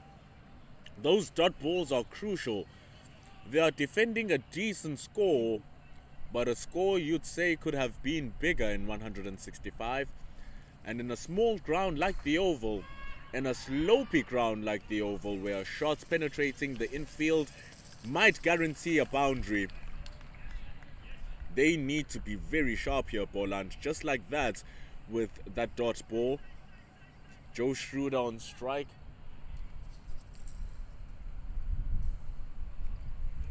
And he fails to strike that one because it was bowled behind his legs, and umpire Godel signals a wide. 33 for 1. Two more balls remaining in over number 5. Ivan Lavendal coming around over the wicket, bowls it on that 5th stump line on the off stump. It's always a good line. It's a line that works. And that's why he got that dot ball. Last ball of over number 5. Ooh! Overexcited. Way wide from Lavendal. It was rolling off the pitch by the halfway point, so he wants to sort this last ball out. It's Ivan Lavendal just trying to gauge his direction. This time bowling it in front of the off stump, and it is another extra. This time a no ball signalled by umpire Godel. 130 needed. Just one more ball to complete over number 5. Here's Godel. Ivan Lavendal bowls this one straight, and Schroeder is able to deal with it. But it's a dot ball, and that is what will make Lavendal happy. It goes for 10. It's 130 runs needed from 30 balls. They have 9 wickets in hand. They're currently scoring at 7 runs and over, and their required rate is 8.6. Isaac Beda, he's still out here on 10 from 9. Joe Schroeder, he's there to support him, and he gets his runs doubled for each one he scores because of him being a B1 player. Remember, in blind cricket, B1 means completely blind, B2 means partially, and B3, you are just above partial, but you are not well sighted enough in order to play the red and white ball game. So here we have the 3 categories, and Alonso Mafue is a B3 player bowling to Isaac Bida, who's a B2 player.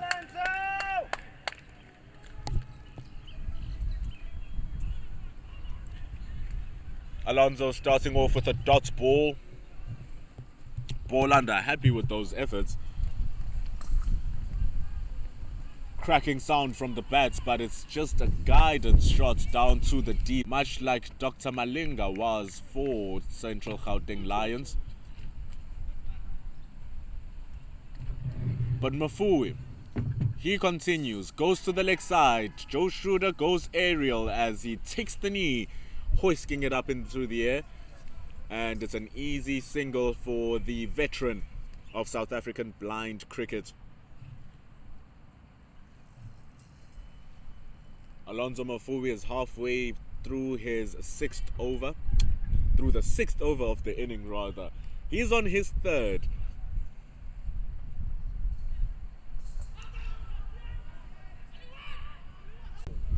Fourth extra ball. Wide delivery this time in front of off. Finding it hard to complete this over. He's already bowled 7 balls and is halfway through it legally. Here is Ivan Lavendal bowling to Joe Schroeder. He is a B1 bowler, is Lavendal. Bowling to a B1 batter in Joe Schroeder. And they have the guidance of Matt Carter. Matt Carter taking Lavendal by the shoulder and just guiding him on where to bowl that ball.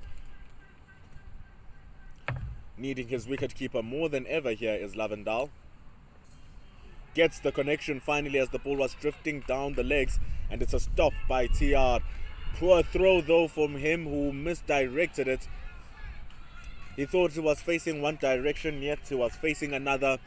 And it's an extra run. Joe Schroeder gets 2, multiplied by 2. It's 4. And that's how they bring up their 50. 51 for 2.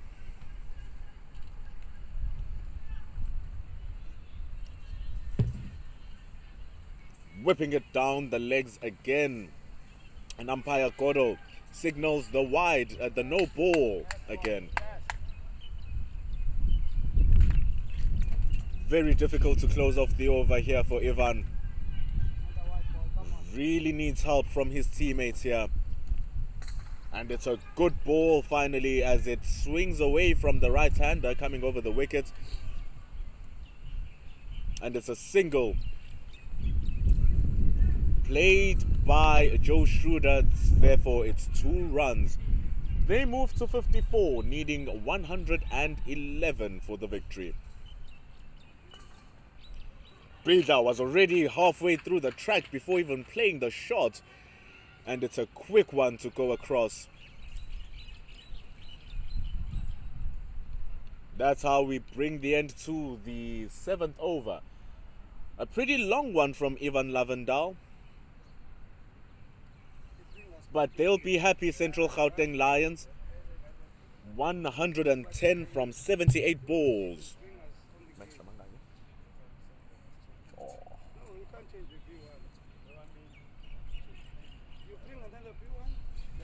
Seven overs have been bowled and Boland have conceded 13 or have given away 13 extras. There's still 78 balls left, and to bring it into context, in all 120 balls bowled by Central Gauteng Lions, they only gave away 23 extras. Peter, he is lightning quick between the stumps. He is an absolute bullet, and it's 2 runs added, and Central Gauteng Lions team concur. The coach is happy as well. 57 for 2.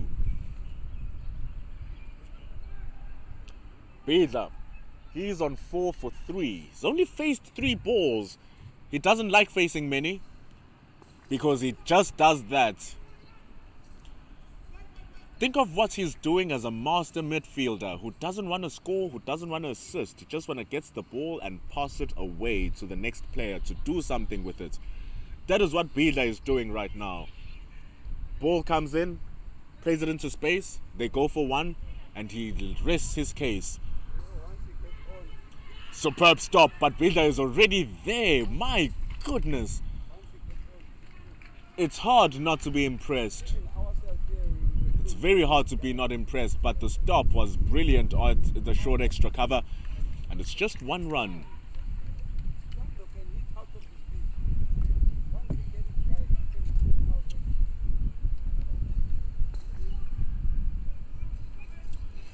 Bilda was facing. Guess what the outcome was? 1 run. 61 for 2. And the thing is, with the exchange of strike, with Schroeder batting, that single turns into a 2. So Bilda's backing up is crucial in extending the amount of runs. They might come back for 3, these Oaks, but they keep it for 2. And these are arguably one of the fittest players in the team. The Builder brothers are very fit. Mahlikihla is crazy fit. 4 runs added to the score because of those 2. So that's what we're saying. These runs scored by Schroeder, very valuable. Over number 3. Over number 8's gone. We're on 65 for 2. Central Gauteng Lions now need 100 runs and they have 12 overs to score those runs. Partnership between Lwandle Builder and Joe Schroeder. 26 runs. The required run rate now is basically equivalent to the current run rate. They are scoring at 8.13. They are required to score at 8.33. That lets you know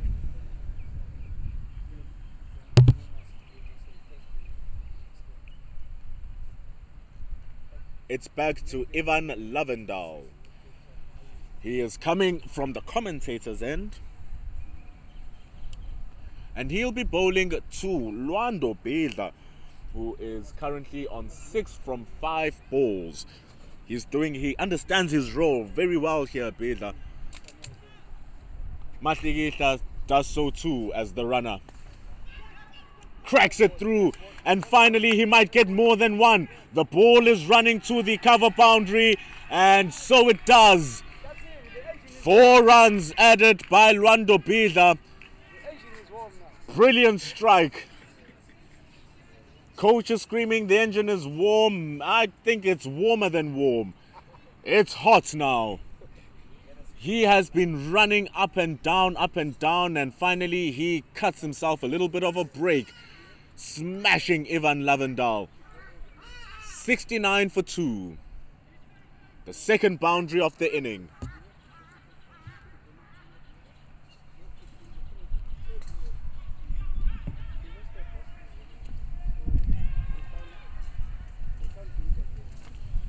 Just going for a 1 there.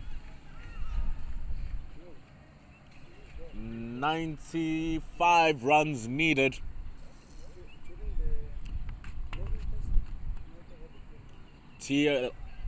Joe Schroeder on 28 runs from 32 balls. Wide delivery bowled by Ivan Lavendal. He is not having a good outing. 2.2 overs, he has gone for 32 runs. Remy Camphor now helping out his partner Lavendal. Ball is very quick, but it's wide again. Really struggling to contain these extras is Ivan Lavendal. Bowling against B1 Joe Schroeder.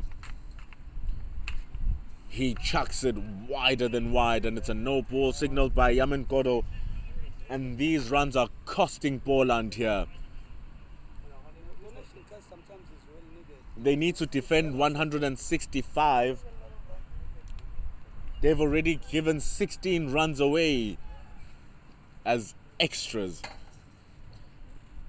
Make that 17 runs gifted away due to extras. Ivan.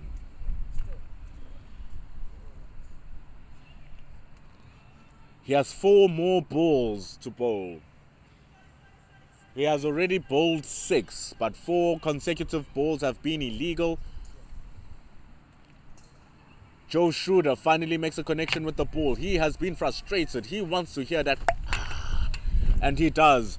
Adds 2 runs to the score due to that single, with him being a B1 batter, bringing Lwando Builder back on strike. He's on 11 from 7. He was going to fetch that ball. He was really going to fetch it, but he couldn't get to it.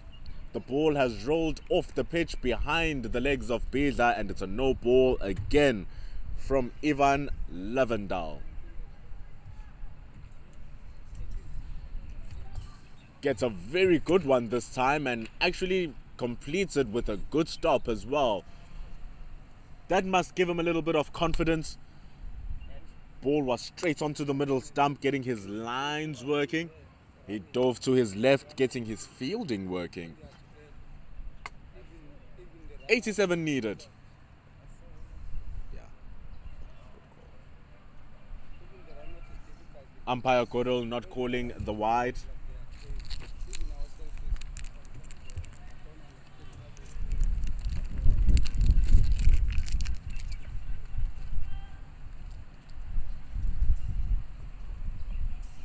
Another no ball.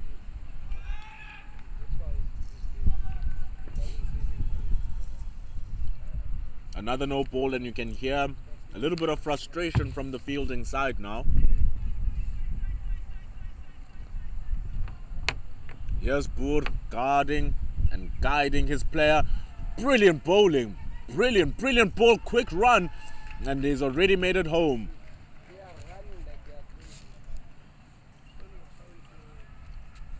It's shocking to believe that Mahlegela lost his wicket due to a run out.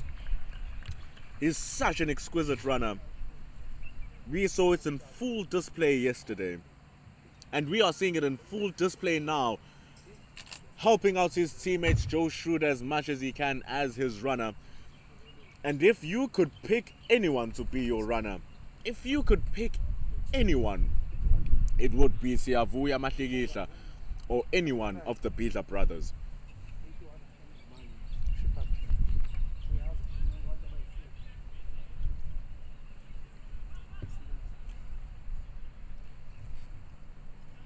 Number 10, Looking to make a stop of this run-scoring rhythm that has been established by Central Gauteng Lions.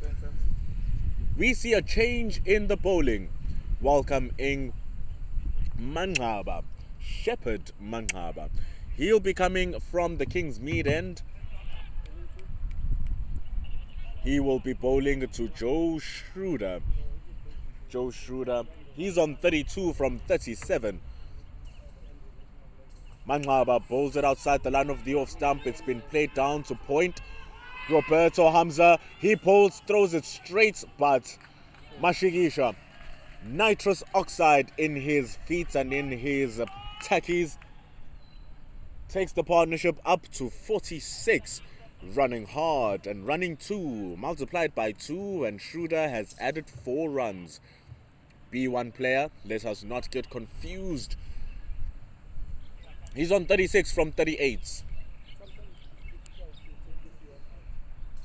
Oh, the ball curving back on towards the leg stump. Mahlegela's running hard. The throw was back at to the right end, but umpire Kishen Mudli, he's okay with that, and it's a single added. Because it's from Schroeder's bats, they make it home. My goodness, they are quick, these boys. They are so quick. They have a kinetic understanding between themselves, and they are bringing it to life. They might run 2. They choose not to run 2. The ball hit to the deep square leg fielder. He ran in to meet it in the midway ring. It's a good call not to take the second. But the running creates so much pressure on the fielding team. It might bring some overthrows. Luckily, none of that so far. The running has been pure. Now Joe Schroeder facing Manqaba.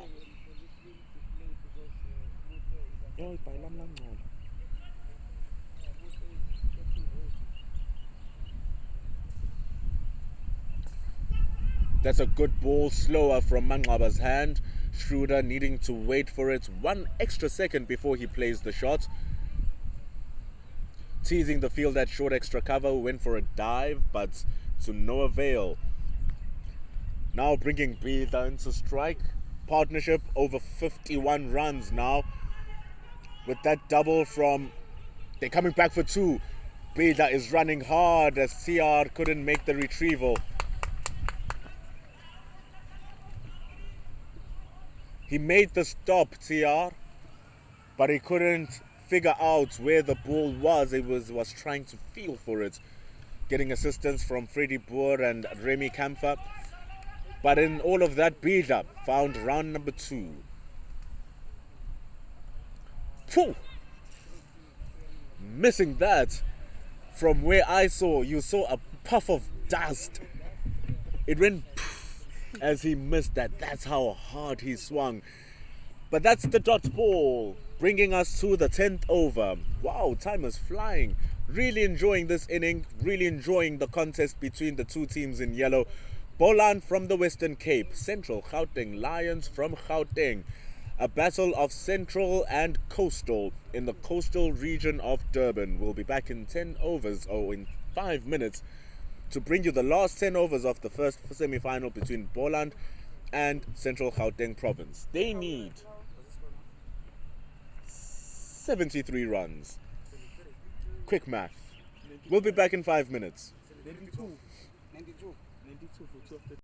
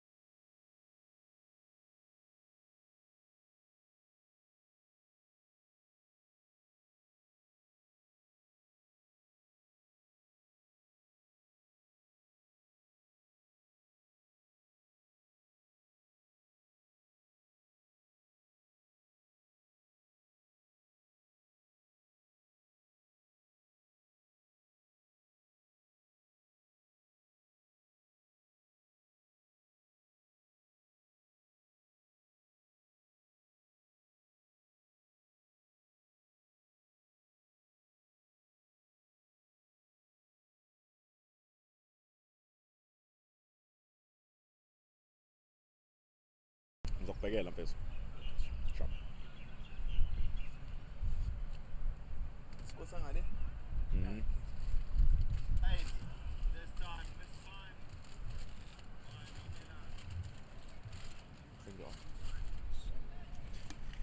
Hey bo, yini lechisayo? The break has been taken. Unetisa. Simchazele.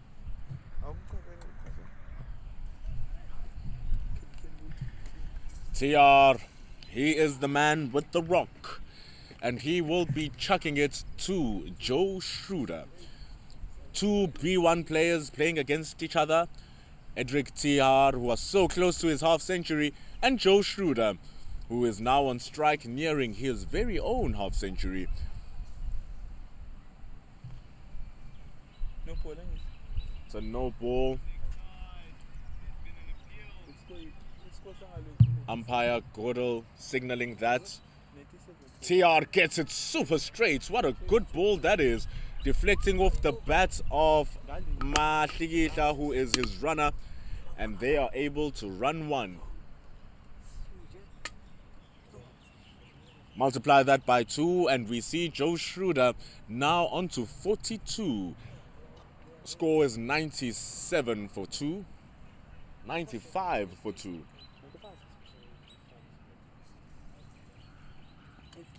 Ooh, looking for the stumping. Quick hands behind the stumps. Freddie Boer.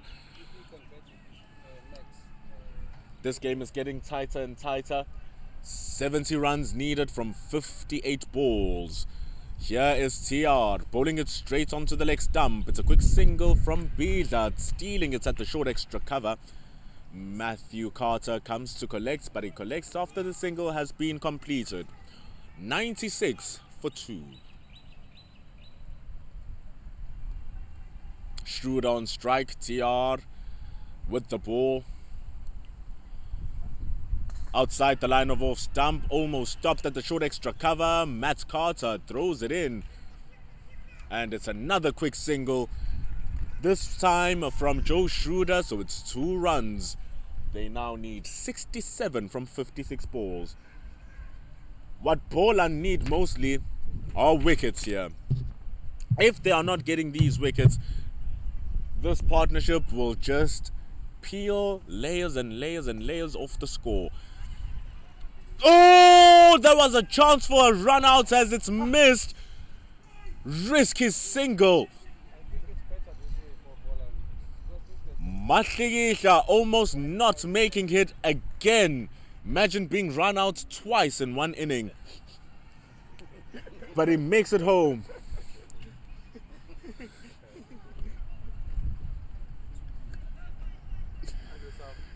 Edric TR, and it's 100 up for CGL with Dennis or Joe Schroeder getting 1 run and adding 2. Now Boland replying with his own one. Thinking of the word Schroeder reminds me of NBA. Dennis Schroeder blowing an $80 million contract to go sign a $6 million contract, but we are not there. Where we are is the millions and millions of clouds in the sky with all the leaves blowing around us due to the Durban wind. Across is the International Stadium, Hollywood Bets Kingsmead Stadium. That's where we'll be heading to after this match. And we'll be heading there with the winner of one of these matches, or one of this match. Will it be Central Gauteng Lions, who need 64 from 54? Will it be Boland, who need 8 wickets? Maqaba continues from the Kingsmead end. Just 1 run. And the thing is, the running has been outstanding. Mahligihla and Boland doing well as Joe Schroeder claps the ball in order for both Mahligihla and Boland to run. Matt Carter has a chance for a run out, and there it is. They called for run number 2, And Joe Schroeder loses his wicket for 44. The danger stuff. Yeah, the danger stuff. Mahligihla not making it home again. And that is just sad for CGL. But one man's tears is another man's cup of water to rehydrate their spirits. And that is exactly what has happened here for Boland. No. Why you choose yourself? 7 wickets to go. Yeah, it looks like it. They will really want to stifle the run scoring Let me quickly go there and come back. and build up the pressure.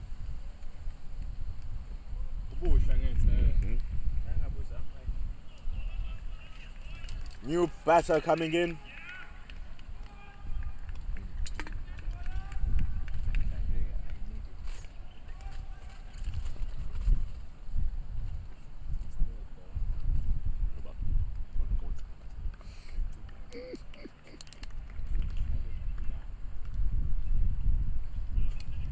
You understand? See, now I get sandwich. Then Scotch. Buhle Bidla. Orlando face it over. Hey, I didn't see which side you The two Bidla brothers are out there. They are both wearing caps. Ubahlukanisa uLwanda unomzimba ubuhle muhle. Ranel. Yeah, uyaranela. Buhle going one knee down and plays it to the deep square leg area. Javon Marks cleans it up and it's 1 run. But the ball is gonna fly.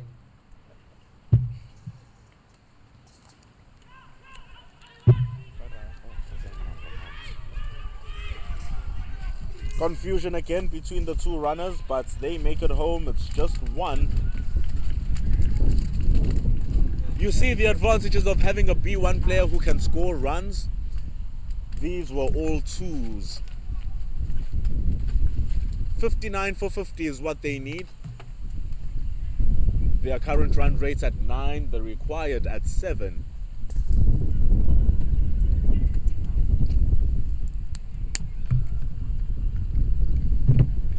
In the exchange, yet another single. Luando now on strike. The youngest of the 3 brothers is Luando. The middle child, Buhle. Looking to crack that straight. Nothing coming from that. Another dot ball. It's 107 for 3 after the end of 12 overs. 48 balls remaining in the match. 58 runs to score. 7 wickets to take. Who will be the first to reach their target? Who will book a date and have a seat at the table at Kingsmead at 1 o'clock when we bring you the final of the T20 national tournament?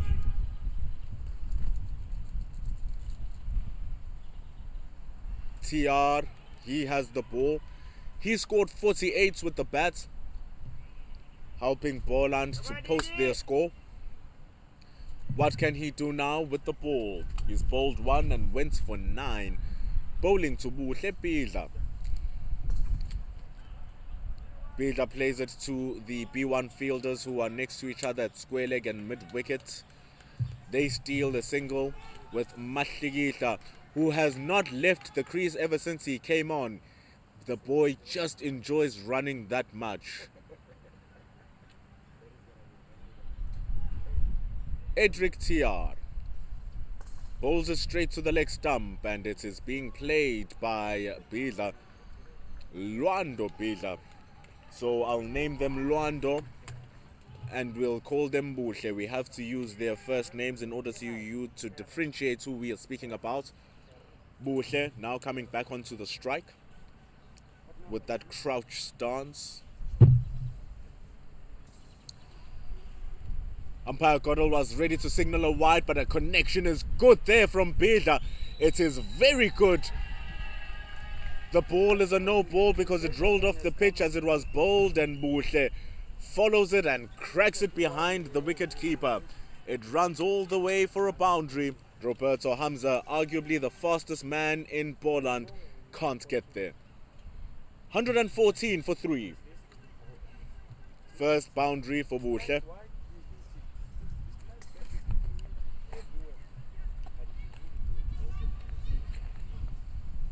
A single cleaned up at the deep.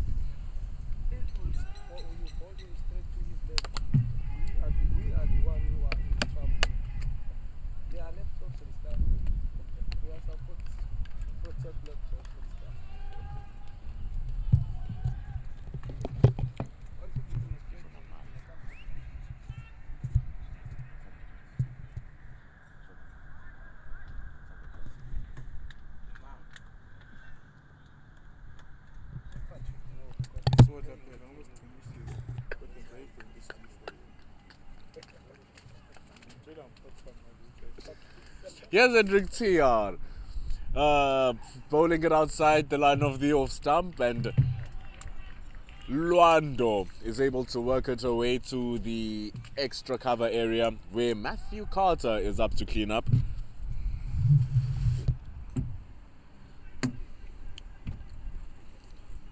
Buhle, he's on strike. You'll see with that crouching stance that he takes.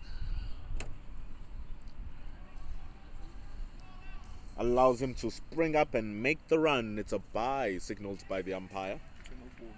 And a no ball. 118 for 3. They need 47 from 44.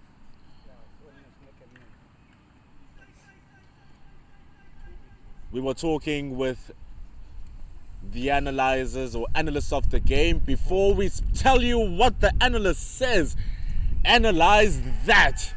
Nice boy. Cracking shot from Luando, hitting it behind square, and it runs all the way to the boundary. What a shot! 27 from Luando. 123 for 3 is the score, as the fielders of Boland go in search of the ball, much like they are searching for this wicket.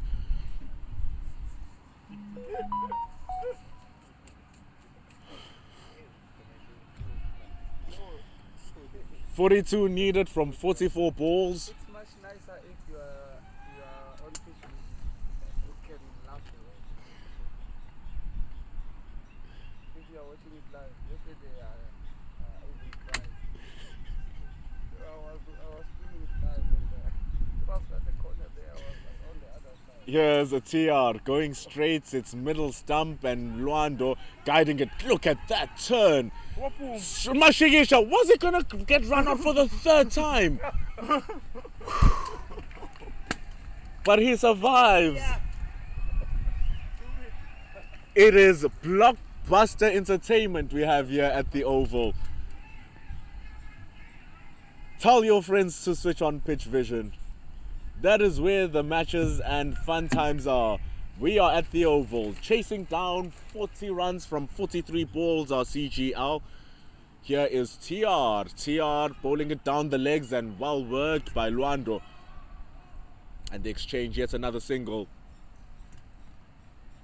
The brothers now have a partnership worth 21 runs. Score 126 for 3 after 13 overs. Current run rate is at 9.7. They now require scoring less than a run per ball. They have to score 5.5 per over. And all things looking towards Central Gauteng Lions having their names written as the first in the finals.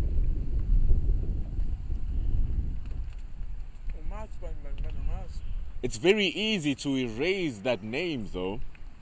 All you need are 7 wicket-taking deliveries. Of course, much like everything in the world, it's easier said than done. But we'll see if Matt Carter can actually be the destructive force Luando standing on his off stump. Ball bowled outside the off stump, and it is 1 run as Matt Carter comes to clean up his own bowling. 1 run to begin his first over. 127 for 3. They need less than 40 runs now to complete this victory. 38 from 41 balls. Bowls it down the leg stump, and Buhle plays it to the square leg. There's no need to panic run now. It seems as if the work that CGL were doing earlier on is now paying dividends. Both Bidla and Mahligisha. I'm already thinking of dancing or Mahligisha or Mshigisho. But it seems like all I can do is laugh myself.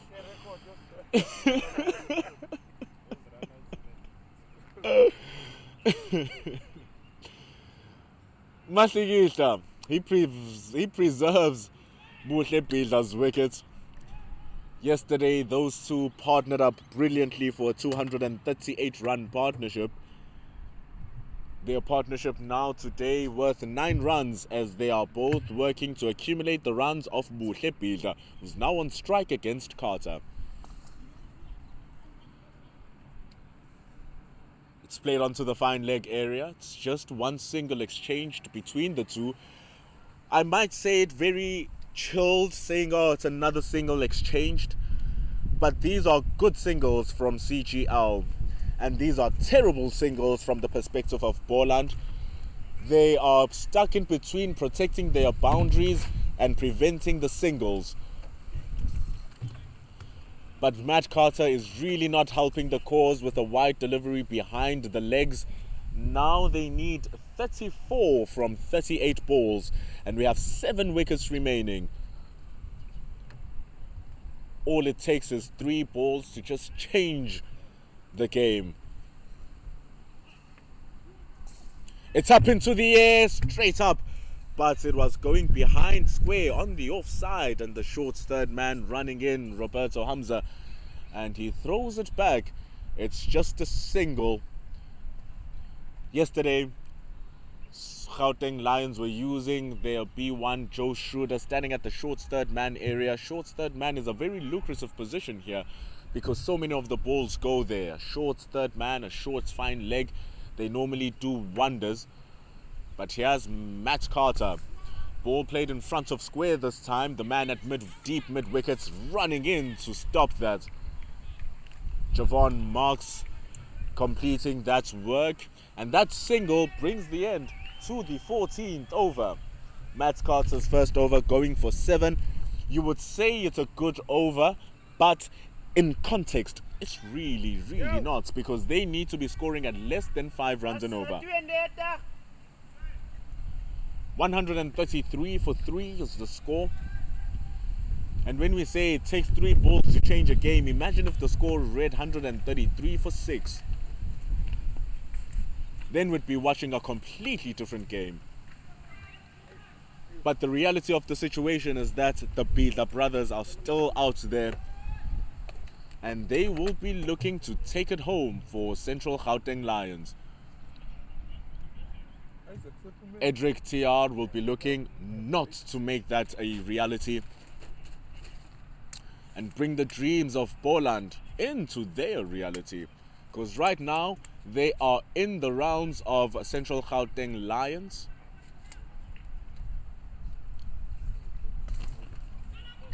The ball is bowled straight, and it's played straight through Ryan Fredericks.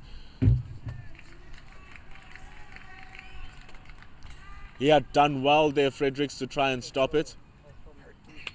But it seems like he has hurt his hand a little bit there, the number 8. Here is Matt Carter. Edric TR, number 49. Matt Carter is coming from the other end, the Kingsmead end. TR, he's gone for 29 from his 2.1 overs. That is expensive.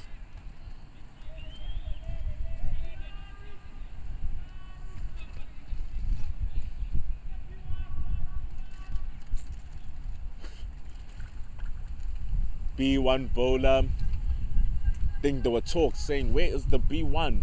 Here he is, TR, bowling it onto the leg stump, and it's being played by Buhle, going behind square on the leg side.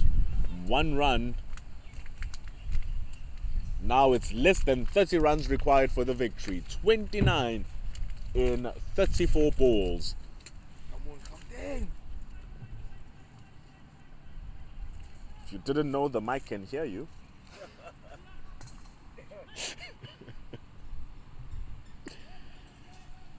We have Gauteng supporters in the country. And we also have Free State, our Boland supporters as well. I remain neutral.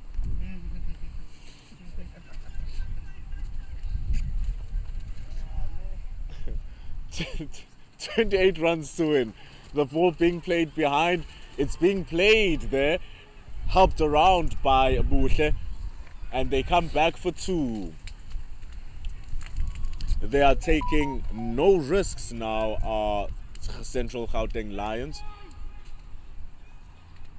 Taking no risks at all. It's TR bowling to Buhle. You can pick out Buhle Beda with his stance. Superb stop from Matt Carter. What a great stop in the field, but he threw it into the wrong end. Whenever you're looking for a run out, you must target where Mashlikisha is running. Went to the wrong end. And it's 1 ball remaining. Bowling it behind square. Now it's still another ball remaining. Bowled it behind the legs of the batter. And it's a wide ball called by umpire Godel. How many extras in this? We've had a total of 25 extras. They've kind of brought it back a bit here, has Boland. And look at me jinx them as the ball fails to pitch by TR. Umpire Godel is ready to signal us a no ball as the players run 2.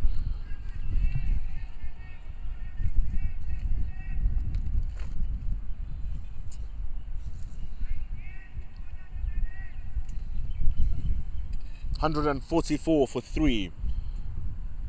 21 runs for the victory. And we might be seeing a history with Gauteng getting a chance to defend their title here. They are the defending champions. They've only lost 1 game so far, and that was a 5-over contest against KZN, who are the host teams, who they too look very good in order to have that date with Central Gauteng Lions in the final. 2030. What is happening on the other side of the road? We have Northerns playing KZN. KZN scored 214 runs and we are in between the 10th over. Northerns are on 97 for the loss of 1 wicket, so it's entertaining stuff at Kingsmead. Max Geertsen, he scored a 50. Brilliant player, Max Geertsen.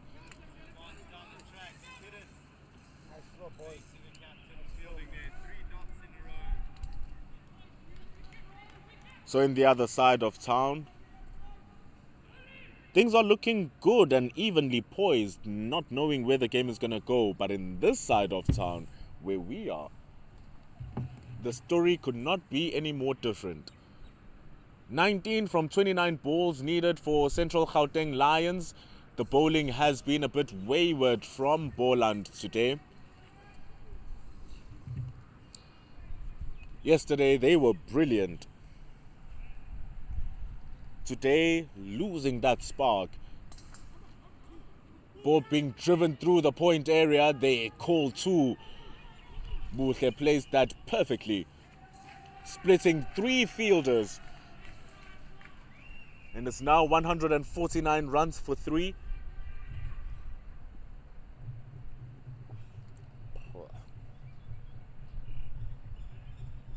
have 28 balls to score these 16 runs. Coming down the leg side, and there's that protection that we have in the deep. Brilliant throw coming from the deep. Jevon Marks has been busy at square leg. He has been busy. Not as busy as the two batters, though, who have a partnership of 45 now. Matt Carter bowling it onto the off stump. It's an actual good ball. But good batting dictates that even if you get a good ball, try get a run. That is what they did there. Lwando Bida now moves to 39 from 32 balls.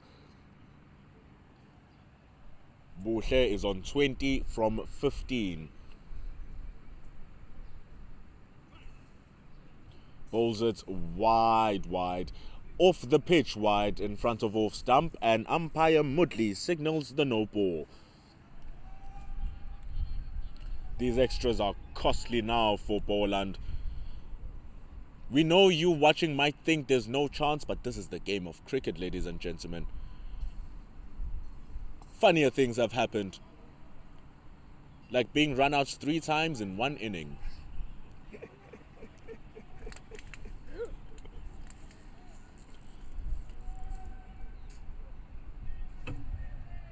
They need 12 from 25 balls. Can they get a flurry of wickets before 12 runs are scored? This partnership is saying no. It has lasted for 48 runs.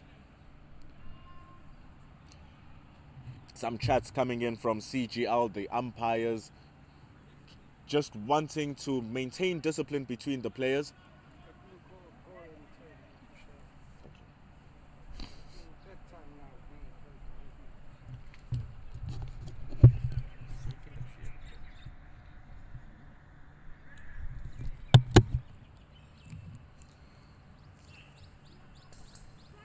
Lwando calls for the run, very quick single, and they make it to the other side in a blink of an eye, bringing Buhle back on strike, but they end the over just like that.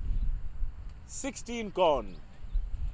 There are 4 overs left, which is the same as 24 balls, and in those 24 balls, Central Gauteng Lions need to score 11 runs. Yeah.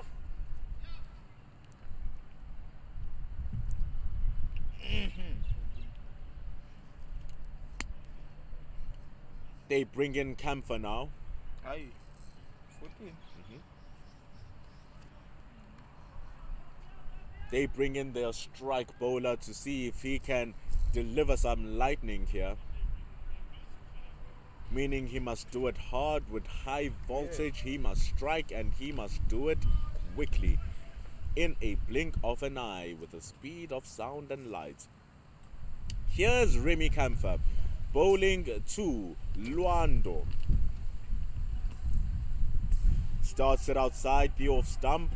It's been worked to the point area. Here is Roberto Hamza misfielding it twice, and they come back twice to the CGL batters. 2 more runs, and that is the 50-run partnership between the Bidla brothers.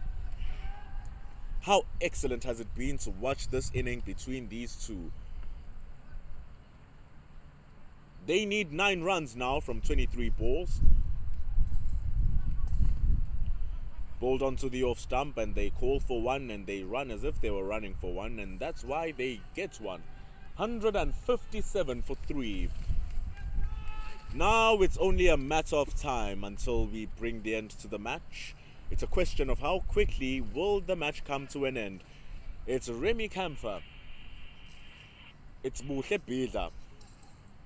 It's Camphor going wide, and Bidla smashing it behind. Hands on head for Camphor, who knows he made a mistake.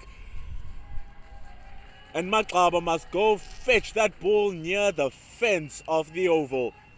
Cracking shots from Lwando Bidla, or Buhle Bidla rather.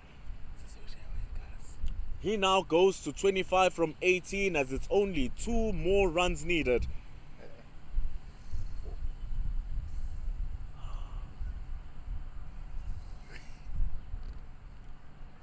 They must take away my mathematics distinction. 4 more runs needed. Bowled outside the off stump. Now it's 3 runs needed. It might be that Camphor wants to give the victory away. Every team wants the other team to take the victory in their own hands, not give it away. But here's Camphor looking to redeem himself. A slower ball going straight onto the stumps. It has been cracked through. They're coming in for 2. Will they get the winning run, number 3? No, they don't. Scores are tied here at the Oval. 1 more run needed. Remy Camphor. He has the ball in his hand. 1-2, 1-2. Beda. He's on 27. 1 1 to win. to win. Yes, sir. Coach, 1 to win. Confirmations made. 1 more run to win at the Oval. We'll get you next time. Anything could happen. Especially the one who is taller than the other one. Last ball played wide, and what a cracking stroke from Beda. The way it sounded off the bat, you would think that was 4, but it's been stopped at the end, and just like that, we bring the end to the match. And the finalist has been confirmed by Central Gauteng Lions. They have faced Boland twice in this tournament, and they have defeated them twice in this tournament.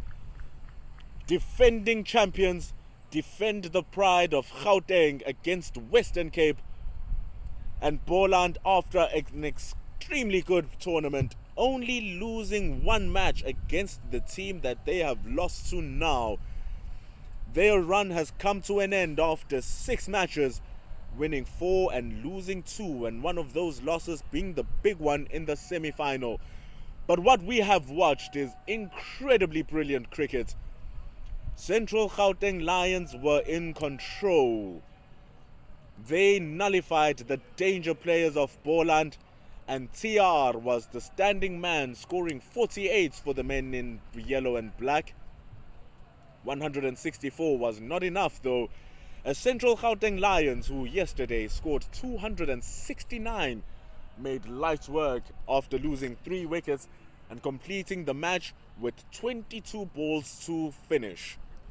It has been us here at the Oval with Pitch Vision, me being Pendulo Makubane, and all of the production team around us, bringing you the fantastic match of Blind Cricket South Africa. We now go over across the streets to Kingsmead, where we will see who Lions will be facing in the final, as Northerns and KZN still are locked in horns. Thank you so much for joining us in this broadcast. Congratulations to Central Gauteng Lions on their victory, and safe travels to Boland, who played some entertaining cricket of their own.